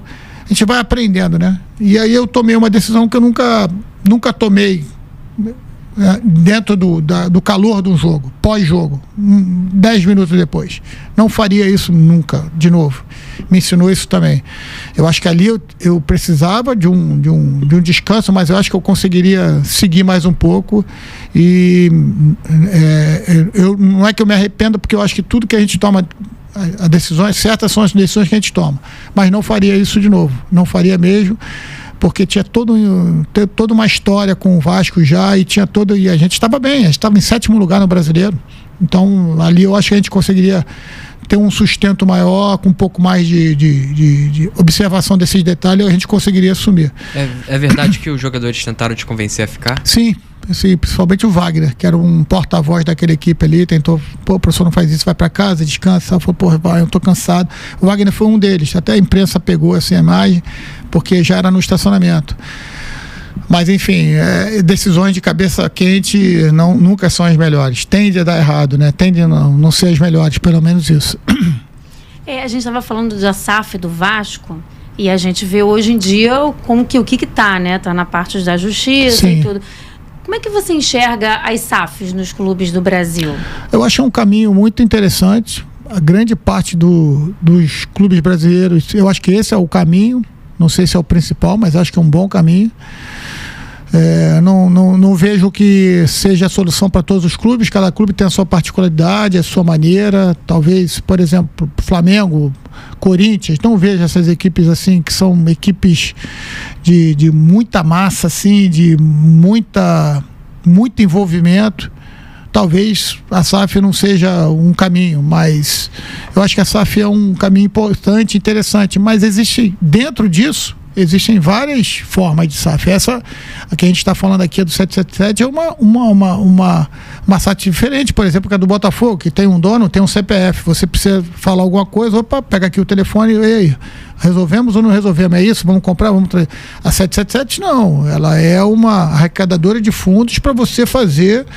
E aí sim, o Vasco era um ativo que eles queriam investir, mas tinha que arrecadar fundo dentro dos seus credores.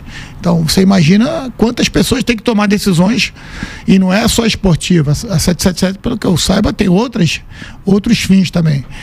Então, assim, é um outro tipo de SAF, que eu acho que não funciona para o futebol, que às vezes precisa de decisões imediatas, né? E o meu caso, para mim, ficou muito claro. Mas eu vejo como um caminho quase que um único caminho para muita gente. Bom, só puxando aqui um pouco de novo para o passado, questões de Flamengo, Vasco, década passada, que eu tinha esquecido de perguntar, passou direto, mas a gente falou daquele Flamengo que estava sendo construído, e só que tinha um ponto naquele time que recebia muita crítica, que eram os goleiros. Tanto o Muralha, o César, o Paulo Vitor, eles eram muito criticados pela torcida. Como é que faz para lidar com esse tipo de situação e blindar o jogador? Bom, eu penso que o jogador ele precisa de confiança, né? Eu não tenho dúvida que o atleta, quando ele tem confiança, ele tem um rendimento muito melhor, tende a render muito mais. realmente, quando a gente chega no profissional, o Paulo Vitor tem um problema, se eu não me engano, não quero cometer nenhuma injustiça, mas se não é um problema na lombar, ele precisa ficar um tempo afastado, fazer uma pequena cirurgia, alguma coisa assim. E ele estava bem naquele momento, mas 1 ou 2 jogos assim, comete um erro, alguma coisa, eu não me lembro muito bem. Eu sei que ele acaba decidindo, ele tendo a decisão de parar para fazer essa cirurgia.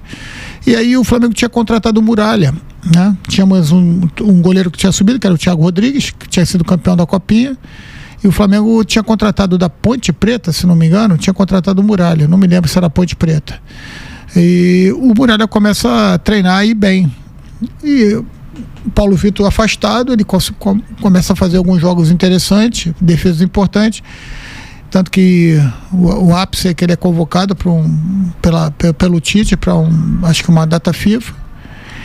E aí ele assume tem um ritmo ali. Quando o Paulo Vitor se recupera, acaba o Muralha seguindo. Depois o Paulo Vitor acaba sendo negociado, a gente traz o César de volta.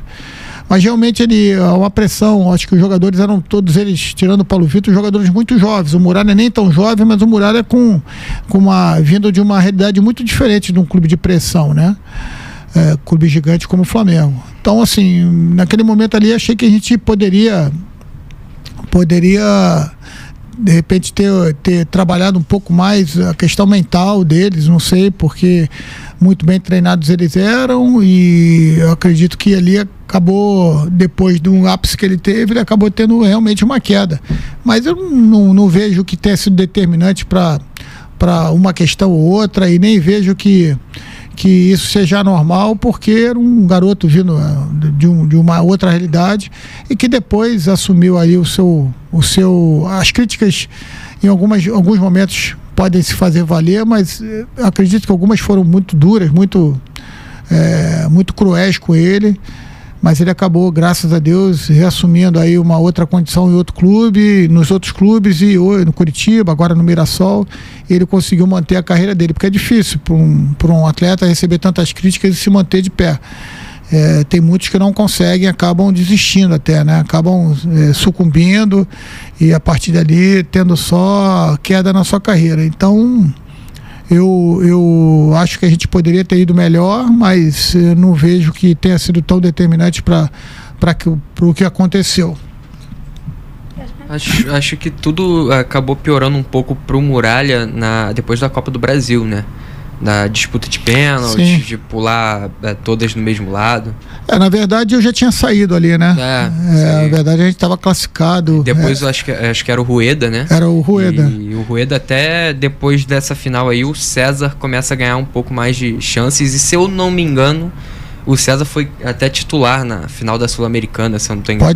Pode ser, eu não me lembro não, mas assim, eu saí um pouquinho antes, eu levava muita fé nessa Copa do Brasil. A gente ia pegar o Botafogo, do Jair Ventura, e depois, se passássemos, a gente pegaria o Cruzeiro. Estava levando muita fé em chegar na Libertadores também por ali. Tínhamos todas as condições de ganhar do Botafogo e chegar nessa final. Mas eu lembro, eu já estava no Vasco e assisti essa final. Realmente houve toda essa celeuma aí, mas aí eu já não posso dizer o que foi que aconteceu, porque eu já não estava lá. Só puxando, já para caminhar um pouquinho pro final, um lance que virou meme. Em 2016, Flamengo e Palmeiras brigando pelo... Você já até sabe o que eu vou falar, né? Acho que sim. Flamengo e Palmeiras brigando pelo título, e tem um lance que, se eu não estou enganado, Gabriel Jesus chuta e o César Martins faz uma defesa. Você lembra desse lance? Faz uma defesa. Como é que foi o... ele foi expulso. Como é que foi aquilo dali? Os bastidores, o vestiário depois daquilo dali? Então, Wagner, dali eu era interino ainda, né? Eu lembro muito bem do retorno, que a gente joga no Allianz. Aquele jogo ali foi no Estádio Nacional de Brasília. Mané Garrincha. Foi em Brasília. E realmente foi um lance muito rápido. Mas eu tenho que fazer um agradecimento aqui, até uma recordação. Eu chego no Flamengo, eu assumo profissional. O César Martins estava de malas prontas para ir para o Benfica. Ele já estava fora. Mas só que o Flamengo teve algum problema com 2 jogadores, não tinha zagueiro. para a estreia, por exemplo, contra a Ponte. E o Flamengo faz um pedido ao César Martins, já com o contrato assinado, o contrato fechado lá com o pessoal do Benfica, e ele volta para trabalhar. E ele joga contra a Ponte, se eu não me engano, Léo Duarte e César Martins faz a dupla de zaga, aquela. A gente ganha e a gente tem esse jogo. Eu não lembro qual era o zagueiro, o Hever não tinha sido contratado ainda, eu não lembro qual era o zagueiro, ele não tinha se recuperado. Juan, pode ser o Juan, não tinha se recuperado. Então ele faz mais esse jogo, ele volta para fazer um jogo, porque o Flamengo pediu, eu nem sabia, foi um pedido feito antes. E ele treina pra caramba, e ele, mesmo com o contrato assinado com o Benfica, ele vai com tudo. E esse lance é um lance que alguém toma um drible, alguma coisa assim, o Gabriel Jesus ia fazer o gol, ele tira com a mão, ele é expulso, a gente suporta ali o jogo ali, mas acho que perde por 1-0, se eu não me engano. Então, assim, foi um jogador que ele honrou a camisa ali, cara. Eu bato palmas porque ele fez, porque não seria todo atleta que faria isso não, com um contrato assinado já contra o clube, ainda defender aqui, mesmo sofrendo aí isso aí. A torcida não pegou sabe, no pé dele, né? Não sabe. Não faz ideia do esforço. Ali ele tinha um risco de poder se machucar, imagina, se ele se imagina, não vai para Benfica e de repente nem fica aproveitado no Flamengo. Então é um cara que tem o meu respeito. Se eu encontrá-lo para frente aí, eu vou cumprimentá-lo com o maior respeito. Eu queria... Você tem mais alguma pergunta? Porque eu não. queria, Zé, perguntar o que você projeta, o que a gente pode esperar do Zé Ricardo daqui para frente, quais são os seus planos, Bom, seus sonhos. Então, na verdade é o seguinte, eu agora estou sem clube, né? Estou aberto aí a escutar novas propostas. Tem aparecido algumas coisas, apareceu agora nessa reta final de Campeonato Brasileiro, mas assim, entendi que não era o momento, né? A situação não era o momento ideal para mim, e o clube, enfim, o contexto. Tenho ainda a vontade de trabalhar fora do Brasil, não sei se vai acontecer agora ou depois, e acho que o meu sonho maior é eu poder ser exemplo para as pessoas que me cercam, principalmente para o meu filho, que exemplo de resiliência, exemplo de continuidade, exemplo de não desistir, de estar sempre buscando, que o futebol, o esporte é uma excelente ferramenta para todos nós mostrar que cair e levantar faz parte, né? A vitória e a derrota fazem parte da nossa vida, a gente não vai ver só de flores. E como eu falei no início da entrevista aqui, da nossa conversa, do nosso papo, Wagner, a gente poder conseguir ajudar mais pessoas. Eu estou aqui como um enviado de Deus para que eu possa servir aos atletas, já que essa é a minha paixão, já que essa é onde eu trabalho, e servir a eles para que a gente possa oferecer um mundo melhor para muita gente que só tem o futebol como saída, né? Então, como professor formado, como educador, eu não consigo esquecer os meus princípios e não separo os meus princípios para que eu possa trazer para o futebol, mesmo sabendo que é um meio extremamente competitivo, que a gente tem que ser competitivo, que a gente tem que cobrar, que a gente tem que ter o comprometimento, que a gente tem que ter a cobrança diária, mas trabalhar com excelência, mas sem esquecer do respeito e do carinho que eu acho que a gente merece. Só para fechar, a última, qual a maior dificuldade que você enfrentou assim no Japão, no Catar, e você voltaria a treinar nesses lugares? Então, culturas totalmente diferentes, né? O Catar, eu me deparei, o clube que eu fui, com assim, muito amadorismo no tempo que eu tive lá, no ano que eu tive lá, assim, as coisas decididas a nível diretivo muito de qualquer maneira, não tinha um planejamento. O Japão totalmente diferente, muito difícil a adaptação no Japão, não é fácil, principalmente pela língua, mas é um país com valores, o Bushido que eles falam, né? Valores de respeito, disciplina e de caráter acima de tudo. Então, assim, voltaria sem dúvida nenhuma hoje para o mundo árabe muito mais organizado do que era, e para o Japão, nem pensar, não pensaria duas vezes também, seria um mercado que eu voltaria sem problema nenhum. Então, assim... Além da língua, você passou algum perrengue no Japão ou no Catar? Pensando nisso. Não, sim. Porque é tudo muito diferente. Né? Já pegar trem errado, essas coisas assim, né? Olhar rápido, achar que o trem é aquele, não pegar outro, isso acho que foi o principal ali. E como no Japão também a exigência é muito grande para você tirar sua carteira de habilitação, eu dependia dos outros, né? Para dirigir e tal, dependia do meu tradutor, aí é principal. Ou então, aí, tal hora da noite lá disparava, todas as casas têm, né, no interruptor,